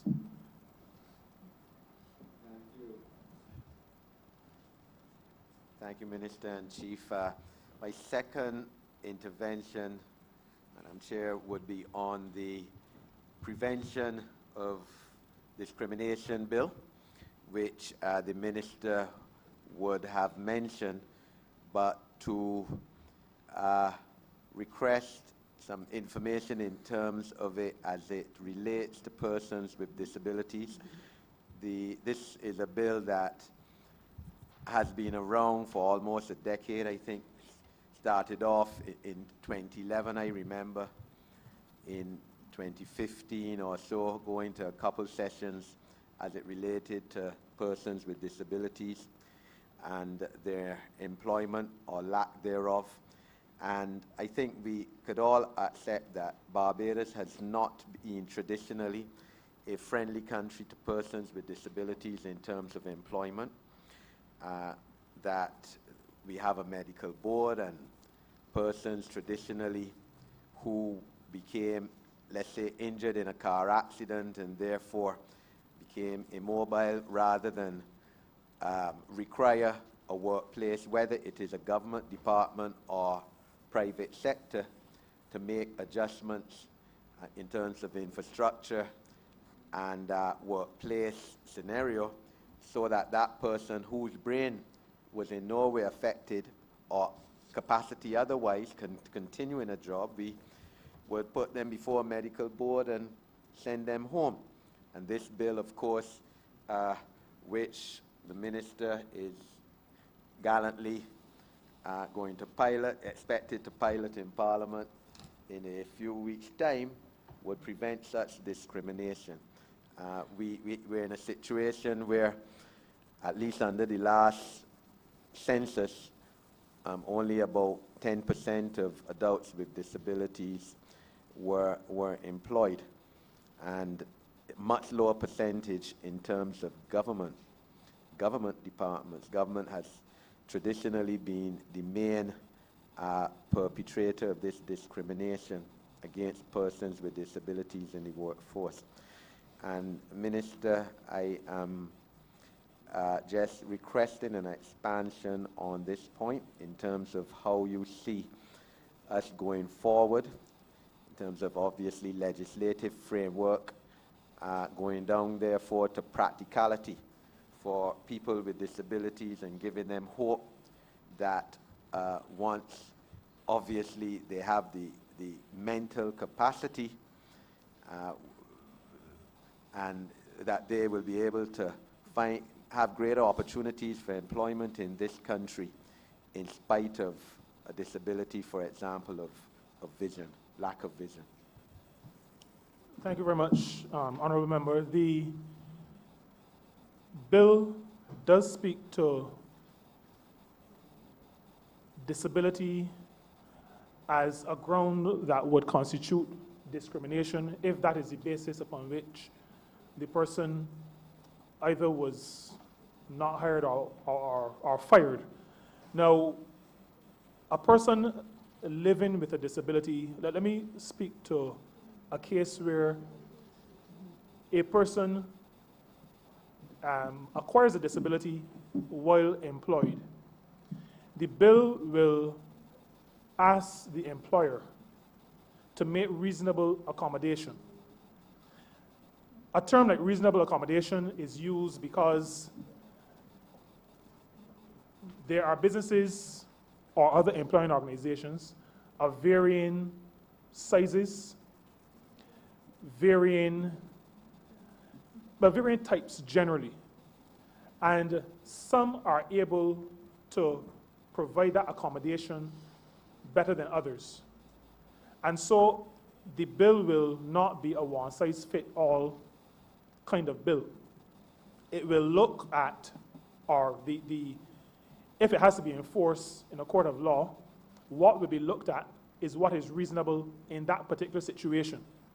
So that a person whose work, as the Honourable Member said, is mental work, if that person acquires a disability that confines them to a wheelchair, for example, and there is a desk provided for that person, then it is expected that, well, let me put it a different way. It is not expected that the employer will say, you can't work anymore if the only disability you have is that you are now confined to a wheelchair. Now, the accommodation that needs to be made is the location such that the person can still get to their desk? I'm just using that as an example. The law is going to speak to reasonable accommodation, and so it will put the onus on the employer to seek, as far as is reasonably possible, or as far as is reasonable, or as far as is possible, to make the accommodation in the work environment that allows that person who now has a disability to continue to perform the tasks that they're able to perform. So reasonableness, a concept that is very, very familiar to law, will be a part of this legislation. And the intention is to ensure that, as the Honourable Member pointed out, persons who have disabilities are not discriminated against just because they have a disability. If that disability is such that the person is unable to carry out the function that they were hired to do, then the matter of reasonable accommodation still applies, because the question then becomes, can that person be placed in another role within the employing organization? So the reasonable accommodation applies in that situation as well. It does not mandate the organization to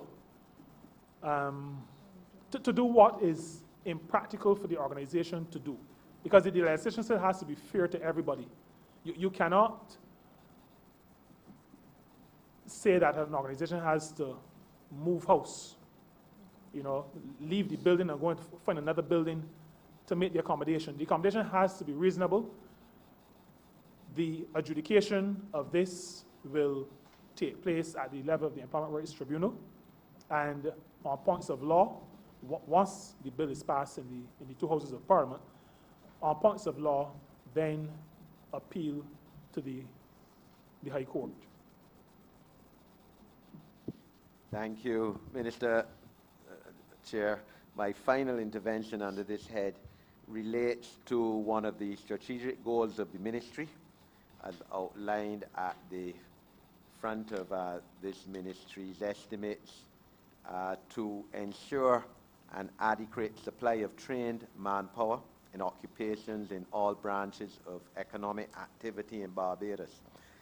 And of course, this government is seeking to expand not only the existing areas of our economic activity, but also to go into new branches of economic activity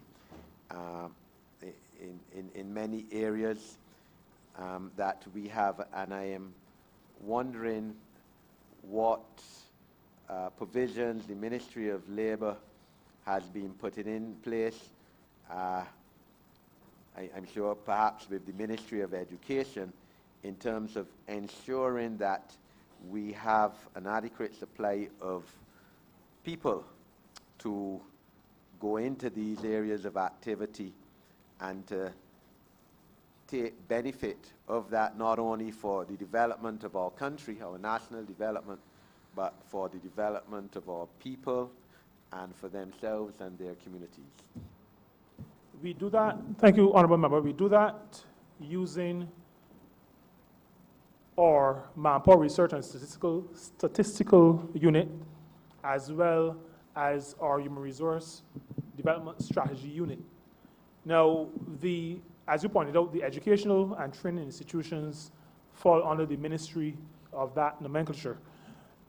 what we do as the ministry responsible for labor and social partnership relations is to do the research to inform what our development, our worker development, our people development strategy is going to be going forward. That research will share with us, and I mentioned a few examples. I mean, there are some that are with us as we speak. We're talking about technology, artificial intelligence, robotics, those things that would have been part of the strategy of the past, actually, because we are here now. Strategies of the past, development strategies of the past would have spoken to areas in environmental science, in what we call the green economy, renewable energy, etc. We are also already there. The blue economy, marine related, we are already there. And the questions that this ministry is answering now as it relates to what are the jobs of the future have started to throw up matters like oil and gas, started to address matters that speak to what we call the gig economy, training people not for careers that see them sitting in the same sphere for 30 or 40 years, but where they now want to acquire a range of skills that allows them to move around, related probably, but different skill areas, and work in a different form. It will also speak to the matter of working, the different structures of work. So as it relates to how we position our people for future economic development, our ministry, through research, and that research feeding into the HR development strategy, is how we contribute to making sure that the areas of skill and expertise that the country will need will be available to the country as its economic, as the sectors develop. That also speaks, your question also speaks to beyond the money in terms of estimates. It speaks to the fact that there has to be, to continue to be, and to be a deepening of the collaboration between this ministry and the Ministry of Education, Technical and Vocational Training. Because what our research shows then has to feed in to what the curricula of the educational and training institutions will evolve to be. And so that synergy, we are working on maintaining what we have, but also developing and strengthening the relationship between the two ministries in that regard. Thank you. Honourable Member for St. Michael South Central. Thank you, Madam Chair. This ministry, we heard from Education, Technical and Vocational Training yesterday. We're hearing from Labour today. And when we hear from the Ministry of Youth and the Ministry of People Empowerment and Elder Affairs, I think it will all become clear how, I'm hoping that it will all become clear how this administration is prioritizing young people and opportunity. I think these discussions starting in this way are very important. I have quite a number of questions that I will try to compound so that I do not contravene the rules of this honourable place. I would like to begin, through you, Chair, by asking the Minister about the 1.5 million that is in the estimates for the Job Start Plus program. It seems to me, as I heard the Minister's intervention earlier, that we're talking almost about at least two kinds of cohorts or categories when it comes to who the program might be targeting. One would be young people who are leaving school and who are coming out and are on track to enter the labor market. But then there are also those who may have been out of the labor market out of formal education for some time. Certainly, when I began my work in political service, what struck me was that under the last administration, there was an entire generation of young people who had never had an opportunity to work. And indeed, I believe that this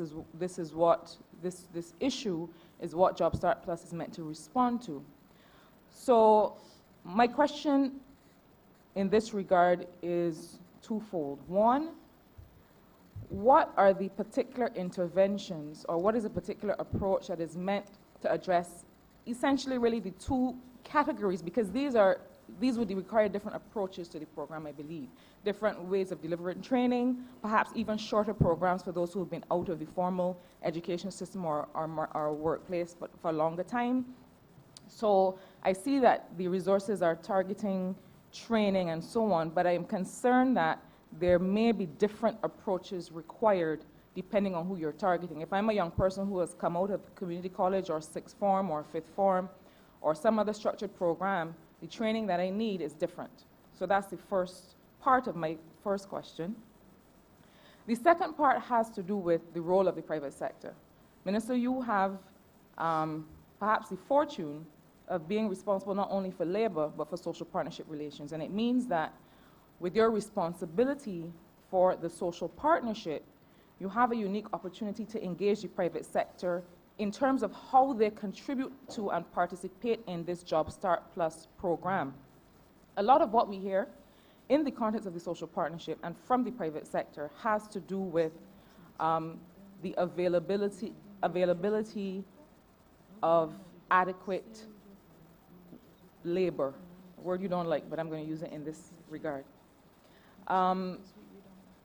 And so one would think that this Job Start Plus program they are in favor of, and I gather that they are.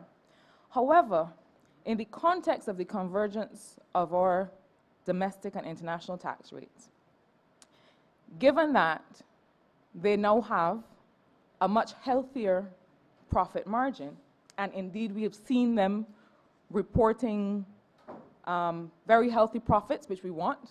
We want to see these healthy profits in the private sector. But it suggests to me that there is space now, surely, for our private sector partners to really step forward and be specific on the spaces that they will make available for these young people that are being trained as part of the Job Start Plus program. And finally, related to the same program, what about the participation of artisans? What about the participation of people who are not managing large companies? There may be a master craftsman, a master artisan who's working for him or herself, or perhaps only employing one other person, but have so much to offer a young person. There's certainly quite a few in the communities that I have responsibility for. And what do you consider the approach? How will they be engaged? How will they perhaps be supported? Because they can't make the financial and other contributions or financial considerations that a larger private sector company could. So could you tell us a little bit about that? If there's anything you'd like me to remind you of, I'm happy to do it, because I understand that that was a three-level question. Thank you. Thank you very much, Honourable Member. The first question, or the first part of the question, I think spoke to the different needs, different approaches to different segments of our target group. Those who sign up, the young people who sign up for Job Start Plus, share with us information so that we have some idea of their background, both community, education, age, and that gives us a platform on which to decide what kind of intervention they may need. We also, at the beginning, once a person comes into the program, we've started that process already. We do a needs assessment. And in that needs assessment, we get a better grasp of that young person's experiences and where the gaps may be. And so we tailor and will be tailoring the interventions to our young people, the interventions that we have with our young people, according to the need that comes up both at the initial application stage and then at the needs assessment stage. I agree with you that there are persons who have done training to a relatively high level, and their issue may just be job experience. And then there are persons who have left school who want a job badly, but they have certain issues with writing, or basic writing or reading, or basic arithmetic. And they have to be treated differently. And the program, the Job Start Plus, is intended, it is structured to address the varying needs of different segments of the population, different demographics, as we identify what those needs areas are, where the gaps are. So the program is flexible in that regard, in that it will be tailored and tailors itself to suit the young person. We are not going to make the mistake of lumping people together and giving them having one approach to everybody, because one of the reasons why there is some of the deviance that we are seeing is because that is exactly what has happened. There have been young people being lumped together, dealt with in a singular way, and those who fell through the cracks fell through the cracks. That is not our approach, and that is not the approach of this government. The second point spoke to private sector involvement. We have met, and I'm going to be clear because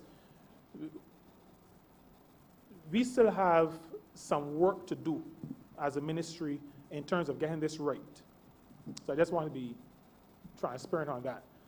We have approached a number of private sector organizations. Now, we have spoken to this at the level of the social partnership. Outside of the social partnership, we've spoken to some of the business groups, business groupings in the country. There has been buy-in at the level of the social partnership, but we recognize that that is at a macro-ish kind of level. These are persons representing industries who are saying, yes, this is a good idea. Then we have gone to business groupings, and we have also shared with them, because this is now at a slightly less macro perspective, what I said before about us having some work to do. We have started, but we have to intensify our approaches to businesses on a business-by-business basis, where we get specific buy-in from individual organizations. We are keeping before them the fact that with the convergence, their effective tax rates have reduced significantly. And I want to say that the effort to keep that up front in their minds has to be a collective one. And so I am also calling on Barbadians generally to put, because it is people pressure that gets things going in countries. And so while we do it from the ministry's perspective, and while as a government we do it, I'm also calling on ordinary Barbadians to put some pressure on our businesses to step up to the crease and to play their part in this program. This program is only going to be successful if businesses come on board and provide the opportunities. And I agree with the Honourable Member that we are seeing increases, improvements in bottom line. And as a government, we are not opposed to good, healthy bottom lines. because we believe that business people invest to make a profit. All we're asking is that there is a partnership that allows our young people to become the productive citizens that will assist these same businesses as they seek to develop further, that will assist our young people in ensuring that the society generally is not one that is charged with fear and wondering who will rob me, but that is populated by people who have found meaning in life through employment or through self-employment. So we are asking our private sector partners to come on board, but to say to the Honourable Member and to this chamber that we this year have been intensifying this calendar year. So that will go into the fiscal. But we have started to intensify our efforts in getting businesses to come on board. We have some, but we are intensifying that effort. The artisans. We've recognized that artisans have the particular challenge identified by the Honourable Member, where in some cases they themselves may not have work for a whole year continuously, because some artisans work a job and when the job is finished they may be off for a bit before another job comes along. We also recognize that their resources are not the same as established businesses. And so government has indicated we've had some focus group meetings where artisans have been involved, they've shared their views. The program itself, Job Start Plus, is a result of an initiative in the ministry, but it has benefited from the input of a wider cross-section of people, including artisans and very small businesses. And we have this program, and the 1.5 million in the estimates for this program includes assistance in paying the stipend. That stipend in Job Start Plus, and I mentioned we are rolling out a pilot program for 500 to 600 young people. We will be paying each of those, as a stipend, each of those young persons, $800 per month. Some of the 1.5, a significant portion of the 1.5 million, almost all of it, will be used to assist artisans and very small businesses in the payment of this stipend to the young persons who are involved in the program. We've recognized that these small business people are excited to be part of the program. Their resources, however, are limited. And while we have a stipend as part of the program, we've recognized that we need to partner with them in providing the stipend for the young persons. So that those young people will be assisting those craftsmen, those tradesmen, those artisans, and will be helping them do some work. So by their work, they are assisting in generating economic activity and returns for the craftsman or for the artisan. But we still recognize that they will, in many cases, will not be able to bear the costs on their own. And so we are going to assist them. While with the businesses, more established businesses, the expectation is that they will pay the entire stipend for the work that they will get from the person who is on the Job Start Plus program. We will be assisting the artisans in that regard.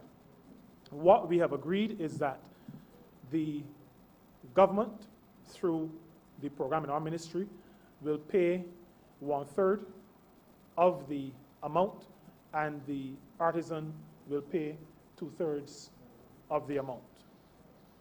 And that is the arrangement that we have come with. We have previously agreed on numbers with the artisans. We have increased the stipend slightly, and so we are not going to pass that increase. The amount that the artisans had agreed to pay would have been $400 per month. And so artisans that cannot go beyond that amount per month will pay the $400 and government will pay the remainder. There are some artisans who are more established and who will be able to handle the 2/3, 1/3. But like I said before, the established businesses, we expect them, especially given all that government has done in relation to the corporation tax regime, we expect them to, and we've already said to them at the macro and in some cases at the firm level, that we expect them to bear the cost as part of their partnership on this program. Thank you, Minister. My second question relates to your program for 20 sub-program 422, which is the Barbados Employment, Career and Counseling Services, BECS.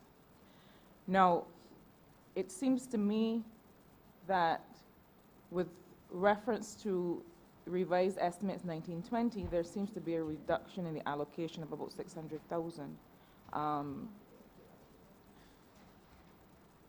relative to the estimates for 2021. And I'm asking about this specifically because of what I would have imagined to be BEC's role in the Barbados Training Initiative.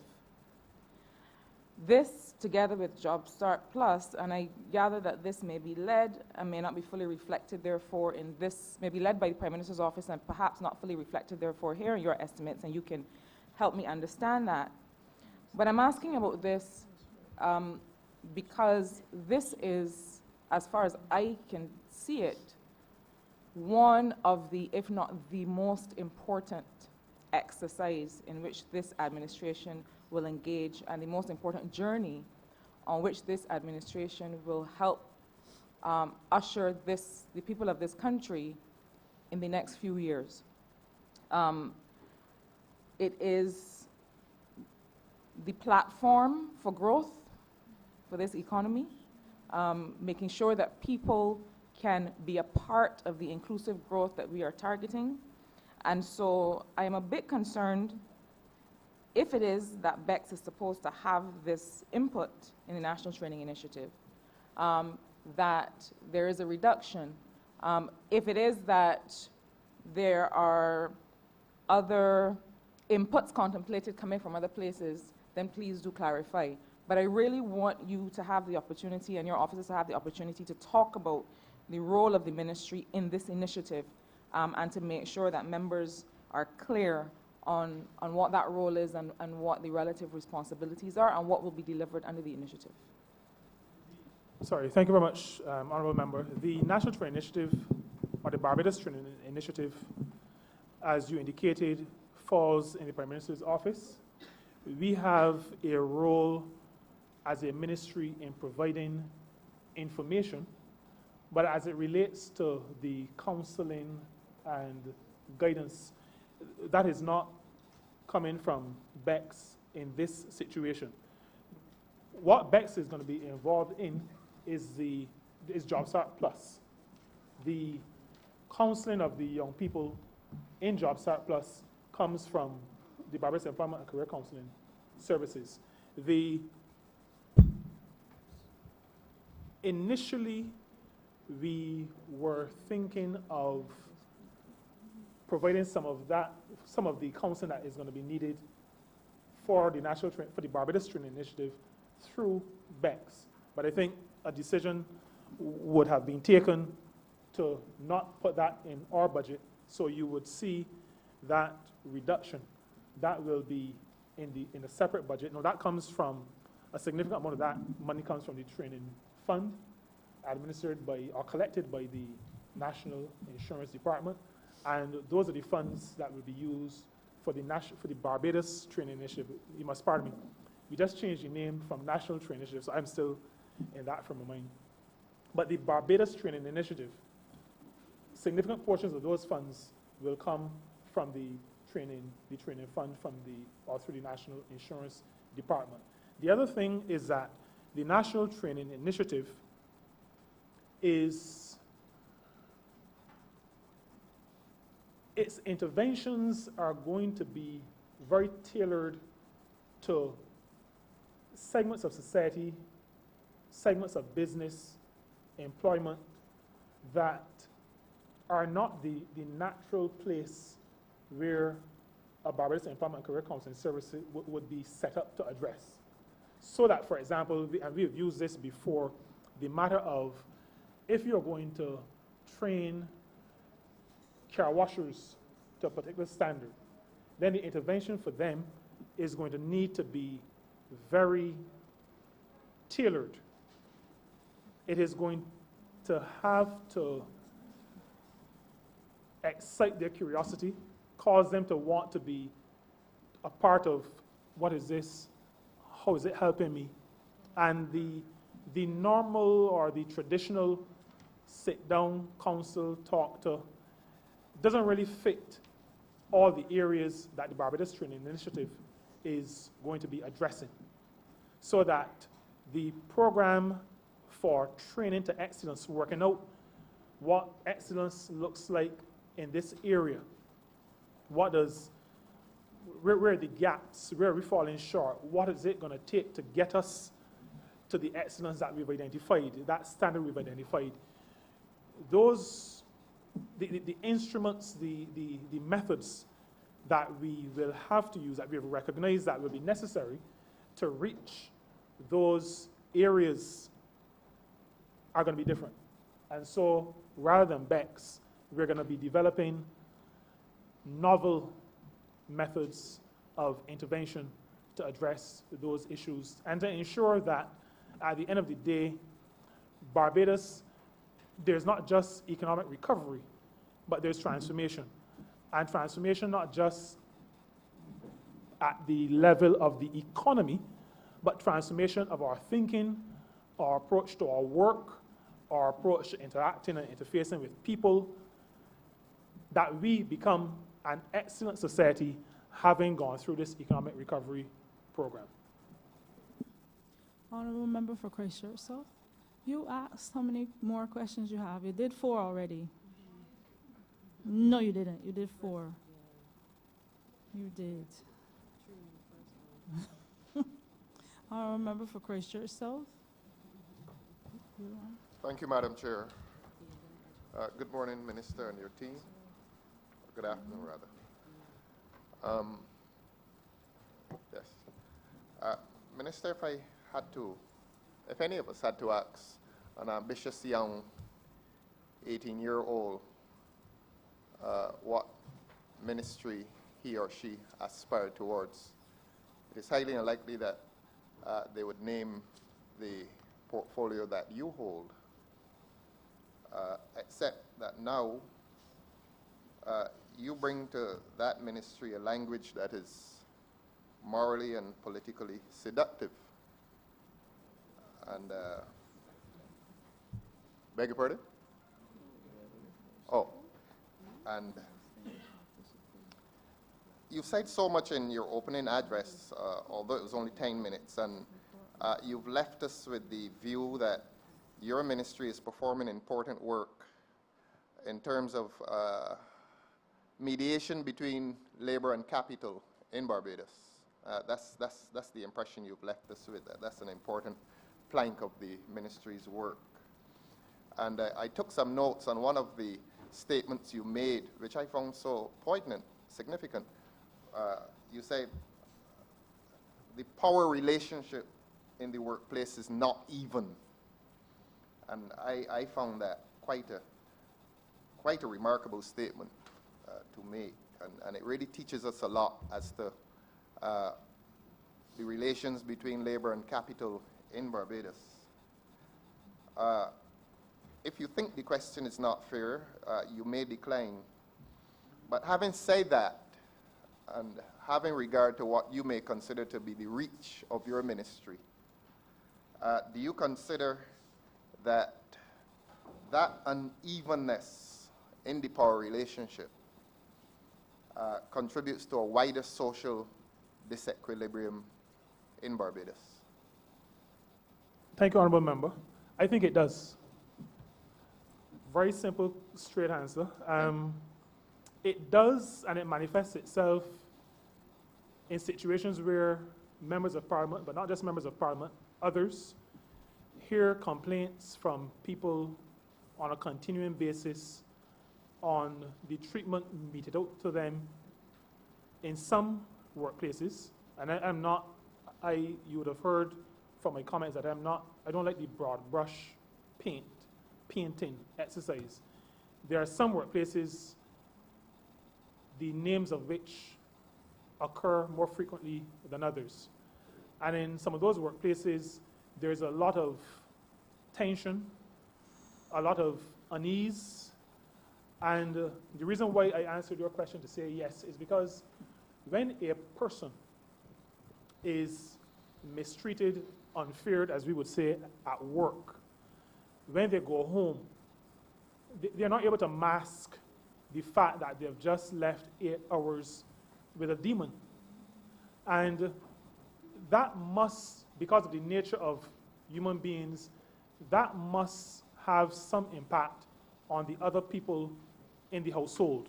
It must have some impact on those with whom they interact on a social level, maybe even at church, because from time to time, I know the honorable member for St. Michael West would know that, people ask for prayer because of pressures in all kinds of areas.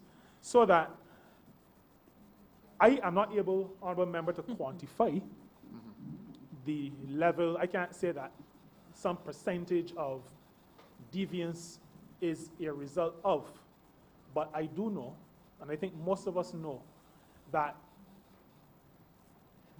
bad treatment in a workplace must manifest itself outside of the workplace. And I'm of the view, without any empirical data, that it is having a negative impact.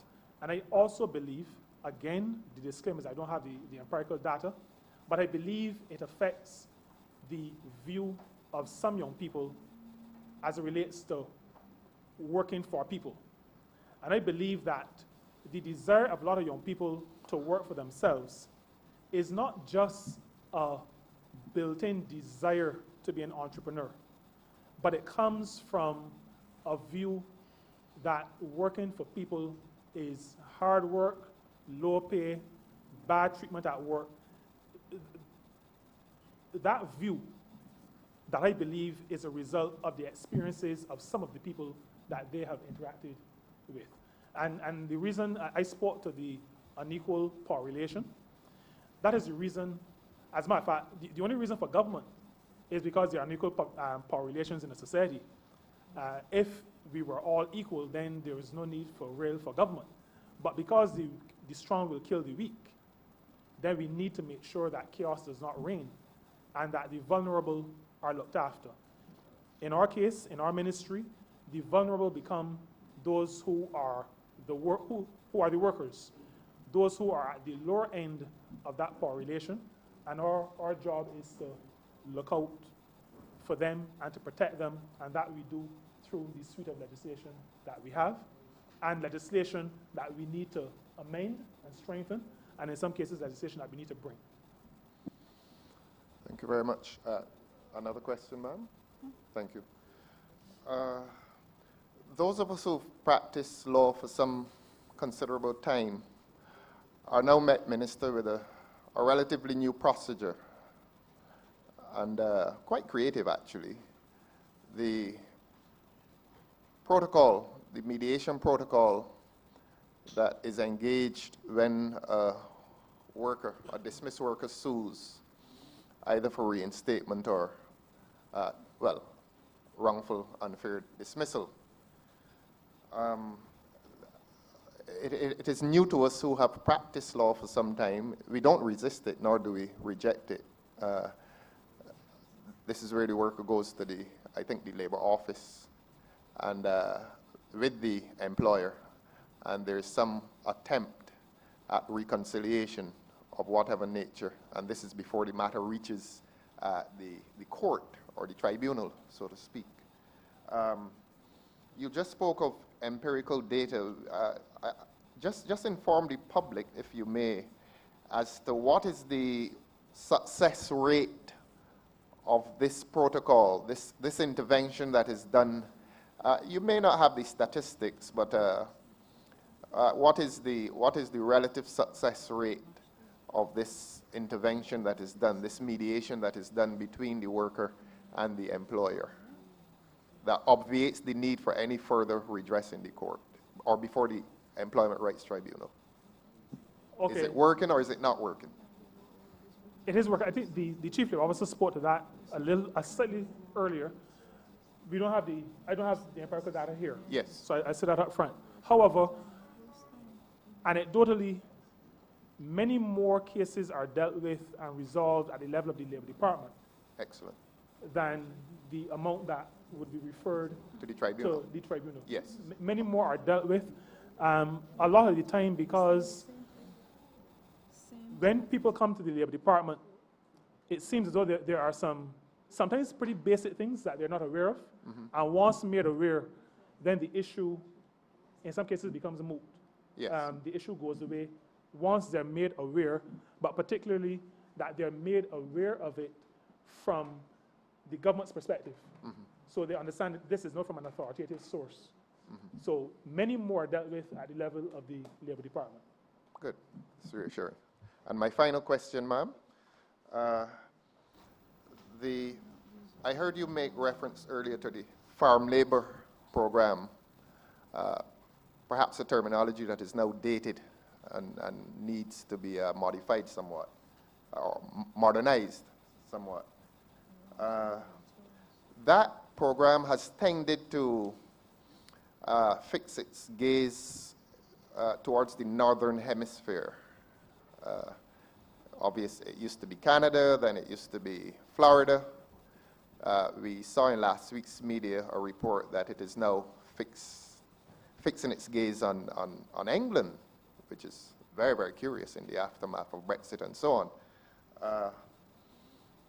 One does not wish to be opportunistic with the recent developments in Guyana, but I'm wondering if that could be an area in which we look towards labor exchanges rather than to use the old term farm labor programs, labor exchange initiatives, particularly in Guyana with its big land mass, and of course the recent discoveries of oil and so on. And of course, as a very active member of CARICOM, as a founding member of CARICOM when it was CARIFTA at the time, Guyana has been more than any of these countries more committed to the idea of regionalism. And I'm wondering if that exchange, that labor exchange, may now focus its gaze on that part of South America and perhaps other regions of CARICOM. Thank you very much. Thank you, Honourable Member. I'm glad you raised that because it was something that I had intended to speak to that I did not get the opportunity to address. Guyana, I want to speak to Guyana, both Guyana and Suriname. Yes. So let me speak to Suriname first. We have shared with some of our, and the term we use is seasonal agricultural workers. In terms of the modern term, we don't use farm labor. Yes. But we have shared with our seasonal agricultural workers the opportunities that are available in Suriname, where they can move now not to be workers on the farms of others, but to set up for themselves farms in Suriname. We thought that was a good target group because they are already accustomed to spending many months away from home. And so that would not be a difficult transition for them to make. So that is an area that we are actively speaking to persons who can take up the opportunities. On the matter of Guyana, what we have only recently though, but started to work on is, or I started to discuss, let me put it that way, I don't want to mislead the chamber or the public. We've started only to preliminarily discuss the matter of Guyana and what is going to be its new oil and gas industry, Yes. and the fact that they will need plumbers and welders, particularly, plus other skilled areas, but plumbers and welders are persons who we train in the country. Yes. And so we are going to be going out to seek out the opportunities in those two areas initially, and maybe others, but those are two areas that we've identified that we can go out to source persons for. You spoke about labor exchange. Yes. We expect in Barbados, offshore, to have a similar industry in the not too distant future. And so having persons go out to Guyana now to start work and acquire skills in these areas, these two, like I said, plus others, but plumbing and welding, will no doubt redound to our own benefit. So the short answer to your question is yes, we are also looking south as it relates to Suriname and Guyana. We do see the matter of the skill exchange where we can send people, they can be exposed, and then they can be of significant benefit to the country as we develop our own industries in those particular areas of expertise. Thank you. I truly admire the work you're doing, Minister. Thank you. Honourable Leader of the Opposition. Thank you, ma'am. This Job Start, First Job initiative, seems to find much of its premise in an admission and acknowledgement that there's a level of disillusionment, frustration, cynicism, especially among our school leavers and young people with respect to job opportunities. I made reference to that sometime yesterday. One of your colleagues privately called me aside after and chastised me for putting abroad the view that there's a significant level of disillusionment and disappointment among young people, frustration, the lack of employment opportunity after they've studied hard, worked hard, to find that opportunity. How do you respond as a minister, and perhaps how does your ministry respond to that? Is this a response to a level of frustration and disenchantment among young people, lack of opportunity in Barbados for work? Thank you, Honourable Member. It is both an initiative to help our young people find themselves, find their way, and put them in a position to contribute to their own development and to the development of the country, as well as a response, and I said this earlier, because I've heard it, all of us have, young people who say to us, we want a job. There is a job available, but the person who is doing the hiring wants us to have 12 months of experience. So Job Start Plus is both of those, and there is no harm in addressing an existing issue with their program. Sometimes people speak to reacting. I have no such issues in my head because a lot of life is about reacting, but this is also proactive to assist our people, especially as it relates to our view that everybody must be included and everybody must be given an opportunity.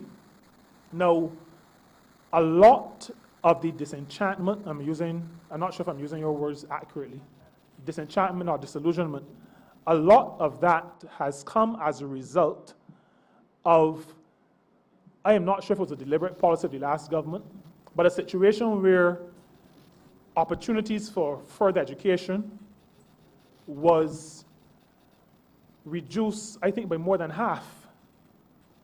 You had a situation where the numbers of persons at UE, at BCC, SJPI, people who would have gone on to equip themselves in a way that would have positioned them to better be able to take advantage of opportunities was almost decimated. And so some of the disillusionment that we are seeing, or that we saw coming into office, was a result of an almost destruction of the further education opportunities and possibilities for young people in this country. The Honourable Prime Minister said, and all of us agreed and also said previously, that government is about choices. And we believe as a government that young people and their prospects and their opportunities are high, high, high on the agenda. And so one of our earliest interventions in government was to ensure that tertiary education was available to all of the young people of the country that had the ability to move on to take advantage of that tertiary education. We never say it is free because somebody has to pay for it. But we believe that our young people must be given the opportunity, and we further believe that the rest of us will come together and through our taxpayers' dollars give opportunity to those persons who could otherwise become, as you said, disillusioned or disenchanted. So that was but one of the programs. When the Ministry of Youth comes there, we'll talk about their programs. From our ministry, Job Start Plus is another one of those programs intended to address that matter. Now, you are locating the frustration at a level of those who felt that they were being denied the opportunity of further education. That's why I heard you say it. I thought, my sense is, what I hear from people is that this level of frustration actually exists with those who come out of school and want to work, not necessarily study further, or those who have gone through the tertiary level and can't find opportunity after they've had the opportunity of studying. That is where the frustration is. That is my sense from my interaction with people out there.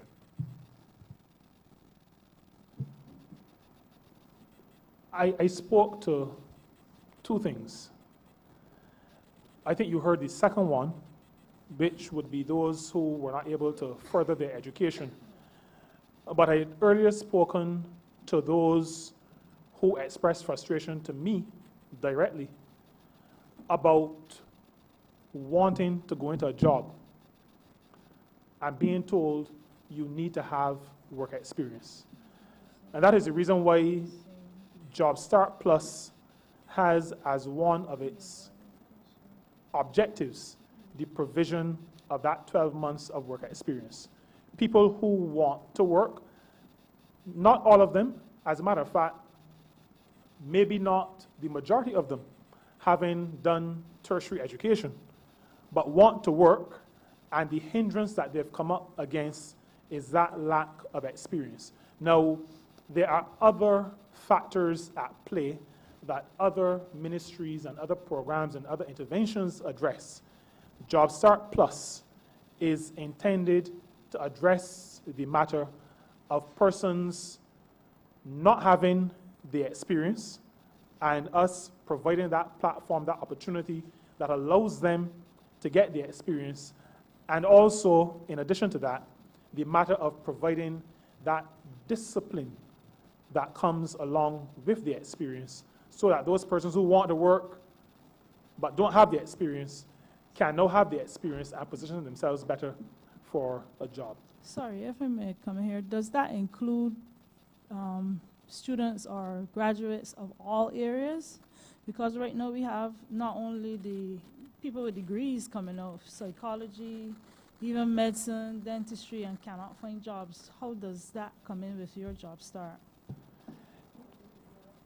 The opportunities in Job Start Plus will depend on the spaces that are given to us by various employers.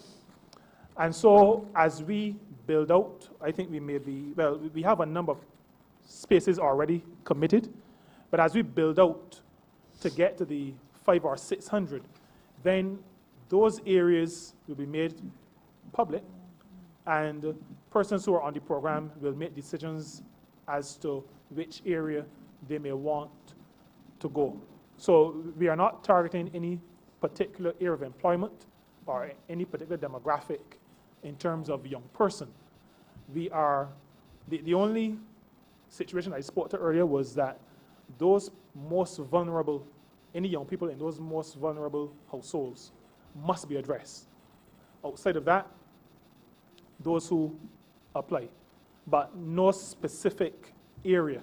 If there is a person who has, you mentioned doctors, if there's a person who has MBBS and there's an opportunity in a supermarket and that person can't find work and wants to work and they're a possible candidate for it, if that is the person's desire. We are not cutting anybody out. It hardly ever is somebody with that degree, a person's desire to work in a supermarket. It hardly ever is. That's usually after desperation. But I guess that will come in where you will be fit to purpose, for instance, not taking on a role of overextending the services. In other words, more doctors or more social workers than the country actually requires, which I think you alluded to earlier with respect to coordination with the Ministry of Education. Yeah. I use, Madam Chair, the extreme just to prove the point, just to say what I really want to say. Yes, thank you, ma'am. I'm sure the minister will make sure he's quite clear with respect to the extreme illustration that he just used. Now, Minister, to what extent can you speak to the success or otherwise of government's digitization program? We were told that, to what extent can your ministry speak to the matter of government's digitization program?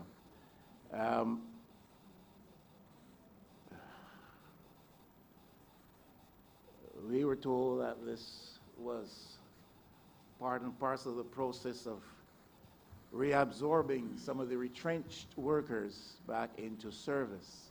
Really, I would like to hear if you are in a position as the ministry responsible for labor, industrial relations, etc., social partnership issues. How many people were severed or laid off in the public service? To what extent have those numbers been reabsorbed into service? I'm not able to give you a definitive on a number on the reabsorb, so I'm not even going to guess. Those persons who were separated from employment number somewhere between 1,000 and 1,100. The last count that I would have had, but when the ministry responsible for science, innovation, and smart technology is in the well, I'm sure they'll be very willing to speak to the matter of the numbers who have been re-engaged in that program. And just for clarity, it is a modernization program as opposed to a digitization program. The words mean something. It is not just a play on words. The words actually mean something. Honourable Member for St. James South.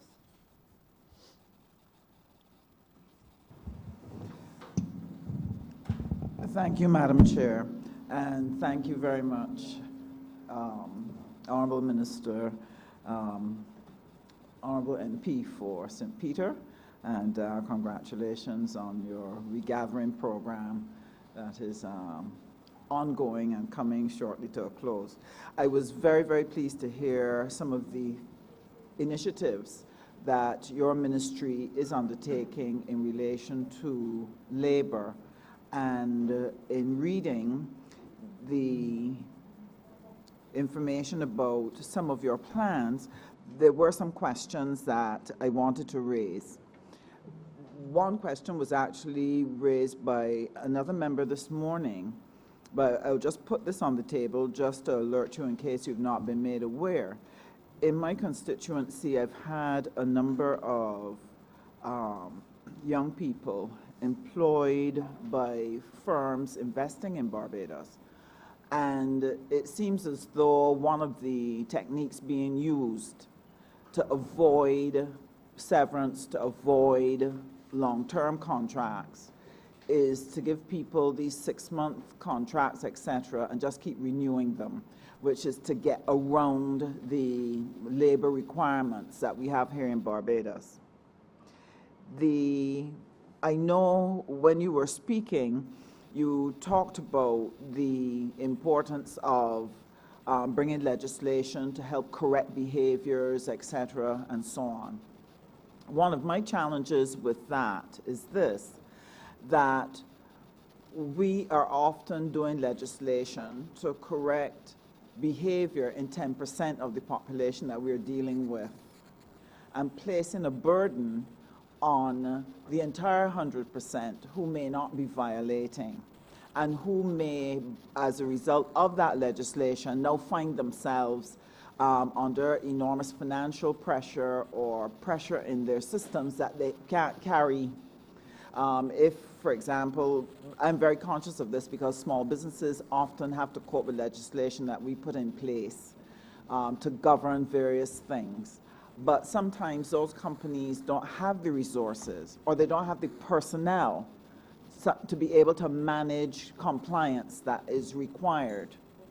So I was wondering, because I know it's not easy, because we're now coming out of a bad financial economic situation, and too many demands on companies at this time could actually dampen growth if the demands carry financial liability. So I'm wondering if part of what needs to be done, and I don't know what capacity you have in your ministry, where perhaps monitoring and inspections and then having discussions with a violating company to change its ways, if that could be used to better manage the people who are violating, as opposed to tighter and tighter legislation, or if legislation can make exemptions or have different levels for different types of players. Because my main concern is that we don't dampen growth by too heavy a demand on your small business. Thank you very much, Honourable Member. I think you can rest assured that the legislation coming out of this ministry is never going to be onerous. One of the benefits we have is that in the ministry responsible for labor, there is a slavish attachment, and I use slavish almost in a positive sense, attachment to consultation. We hold on to it tightly. And the legislation coming out of the Ministry of Labour and Social Partnership Relations benefits from significant input from workers' organizations as well as employing organizations. And as a result of that, we become aware of issues that could arise. I'll give an example. The Holiday with Pay Act was changed by the last administration, and it has imposed, it seems, a significant burden on some organizations, some employing organizations, a burden that was not there before. This administration and this ministry is now in the process of reviewing those aspects of the legislation, about to go back to the partners to discuss any amendments, any possible amendments that may arise. I would also want to restate that in the legislation, and we were talking about the prevention of discrimination, the term reasonable accommodation. I said we don't paint with one brush, there's no one size fits all. And that is the reason for a term like reasonable accommodation.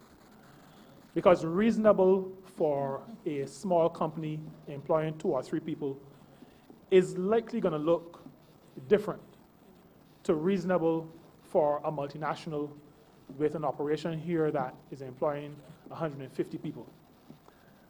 That reasonableness concept allows us, allows the employer, allows the court to understand that there's a difference between this small business and this larger business. The principle of action remains the same, but what is expected of the organization could be very, very different, because reasonable means different things to different people. Now, while the Employment Rights Act was being developed and discussed, there was a lot of talk about how onerous it was going to make the management of people, especially for smaller businesses. I took the view then, and I still have the view now, that if you're going to employ somebody, it cannot be too hard, too difficult for you to put down on a sheet of paper, even if it is in your own handwriting, that the person is going to start on the first day of March of 2020, and that their pay is going to be $70 a day, and that they're going to be employed, and you don't have to use the same words, to do X or Y. It can't be too hard for a person to put that down on a sheet of paper. It also can't be too difficult for that person who is employing another person to give that person a piece of paper, either typed or in handwriting, that says $70, I had to take out $8.75 for national insurance, and what you are left with is $61.25. If that is too difficult, then you probably should not have been employing somebody. So that the matter of managing workers is not to say that you must buy a computer or that you must hire a human resource professional. It is just to say that you must document certain things, that if you have an issue with the person you've employed, you must tell them what it is. You must say to them, this is the issue, and I want to sit down and talk to you about this. Let's talk about it tomorrow. And you talk about it tomorrow. And if there is no, I expect your behavior to change, I expect your performance to change. These are things that people may not have been accustomed to, but may see as onerous. And that is why in this ministry, we see our responsibility not just as enforcing these basic tenets of people management, but also to helping employers. So the Chief Labor Officer spoke earlier to the sessions that we have. We advertise them. We encourage people to come, spend half of a day listening, asking questions, and realizing that managing people is not as difficult or as onerous as you may otherwise believe. I heard you saying that, and it sounds really easy when you share it. And I know from a previous life that technically that's what it is, and that is what we try to help people to do. The challenge is the doubt that employers have. They're terrified they're going to do it wrong. Why? Because they will take a case to the labor office, a good case, the person did such and such wrong, you can prove it's wrong, and this is what should happen because they've done it wrong. But they lose it on the process. Right. So they become tense and terrified, even in giving the statement of particulars. They think they're doing it wrong and they have to get a professional help them. And that's the reason why I did not use the word statement of particulars. Yes. Because there are, and I agree with you, that in sometimes in legislation, I'm not an attorney, I don't want to bash attorneys, but sometimes terms are used that scare people. I don't think they're used with the intention of scaring people, but the sound of the terms sometimes scare people into thinking that something is more complex and complicated than it really is. And so I almost never use the term statement of particulars. Sometimes I don't even use the word pay slip, even though pay slip is a basic thing. I want to use this opportunity to say to employers, especially small employers, just like a worker has a recourse to go into a union, an employer has a recourse in coming to the Labor Department as well. The Labor Department is not set up only to deal with issues that workers have. The Labor Department is also set up to deal with issues that employers have, because it is set up to deal with issues in the workplace. Not necessarily issues that workers have, but issues that will arise or could arise in the workplace. So that I am encouraging employers, if you are not sure, call the Labor Department. And I want to thank you for that. From my previous life, whenever I've been able to reach a labor officer, excellent advice, sound, patient. I really want to compliment them on that. The main problem, and I take the opportunity here to say it on behalf of small businesses and on behalf of management and HR consultants who seek to reach the labor office, the constant complaint is that the telephone is not answered. And very often people have to leave their workplace or leave where they are and go to the office to try to get information. That is why I was particularly pleased to see that you have the Barbados Labor Management of Information Systems, is it? Yeah, that is a portal that we are working to develop through Manpower. Yeah. I cannot express how critical that is going to be to the delivery of service, because sometimes people just want to ask a question. And having a portal that will immediately give an employer who is uncertain, most times it's just one question, or just clarify, well, what do you mean by X? So I feel that if you can put that in place as quickly as possible, it would do a lot. I also have concerns because in your brief, you shared what has been done by the Industrial Relations section. They have handled between April 2019 and September 2019, 16,256 calls. And that is nothing to the ones that got fed up and didn't bother to call. So one of the questions I have, and when I look at the other things about inspections and so on, it may be that you have a shortage, that the Ministry of Labor is short of labor. I know that as a government, we are not in the position to give everybody what they need. So I know people are working all out to be able to deal with this. But I'm thinking that the use of technology may be a very useful thing to help you better manage this load, because it's a big load. And I want to congratulate the team again on the good work, and if we could get that in place, I think it would make a tremendous difference and build the confidence of small employers in engaging their labor issues. Thank you very much for that, Honourable Member. That is an issue that really needs to be clearly on the table. Now, other members raise issues, workplace issues.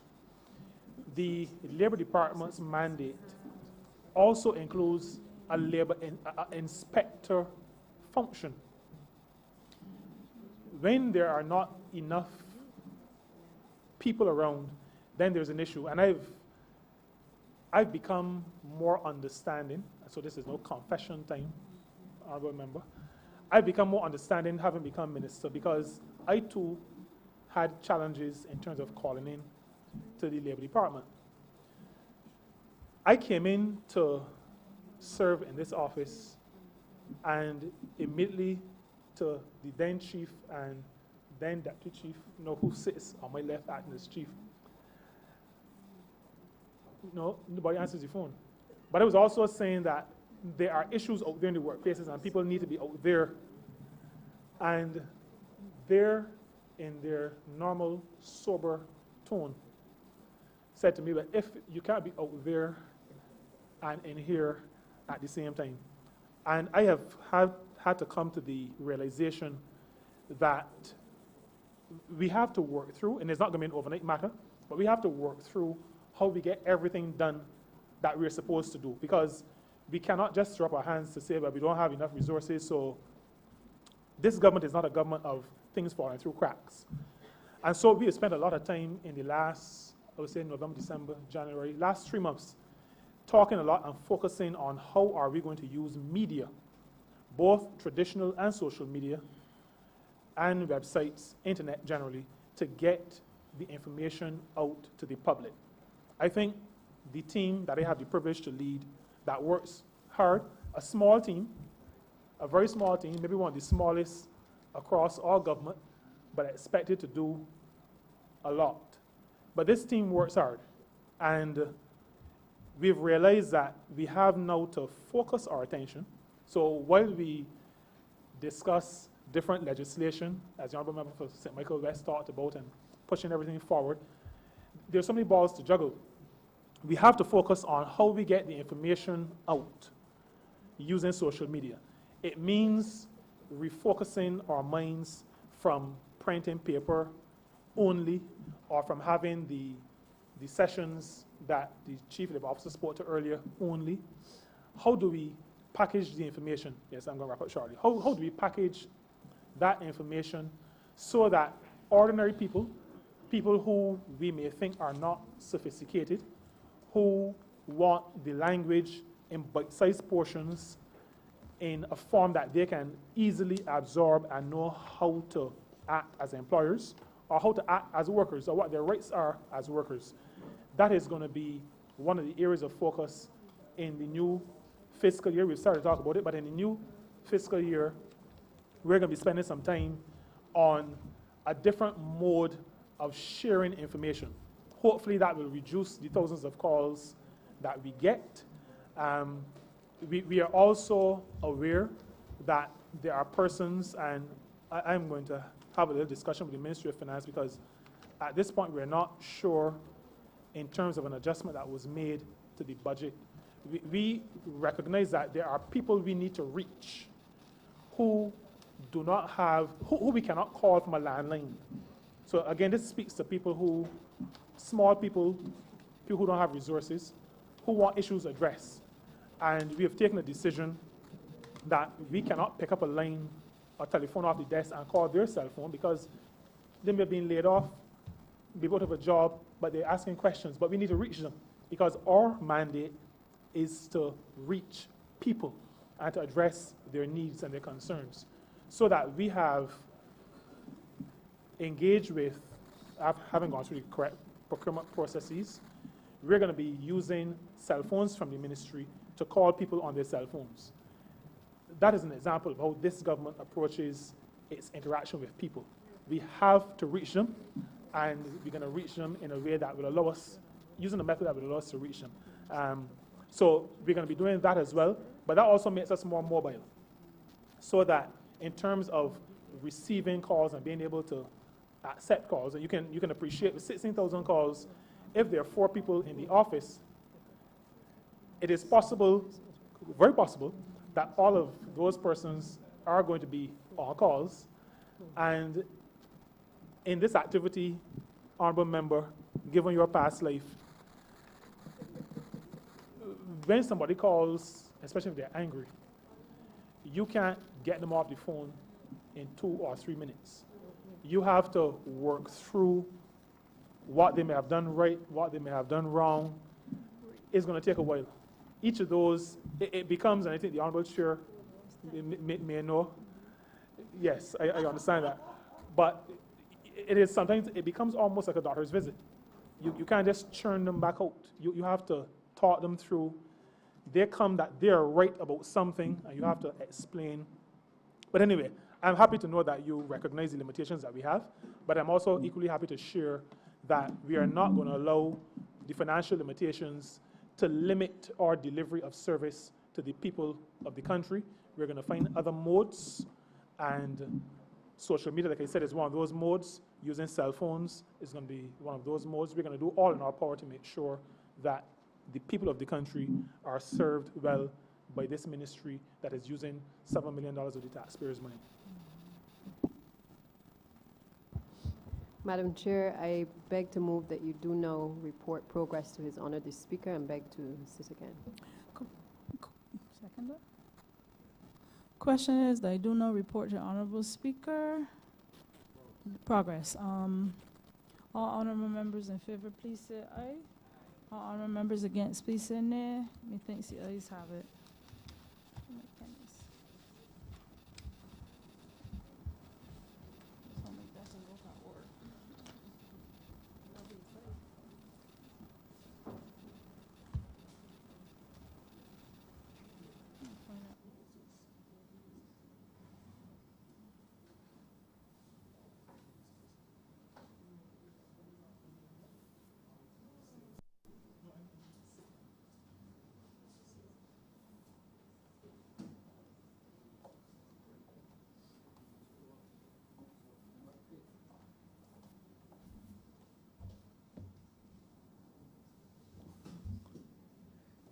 The chairman has reported progress and requests leave to sit again. Honourable Leader of Government Business. Thank you, Mr. Speaker. I beg to move that this sitting be suspended until 2:30 p.m. The question is that this honourable chamber be suspended until 2:30 p.m. All those honourable members in favour, please say aye. Those against, please say no. Me think the ayes have it. This honourable chamber stands suspended until 2:30 p.m.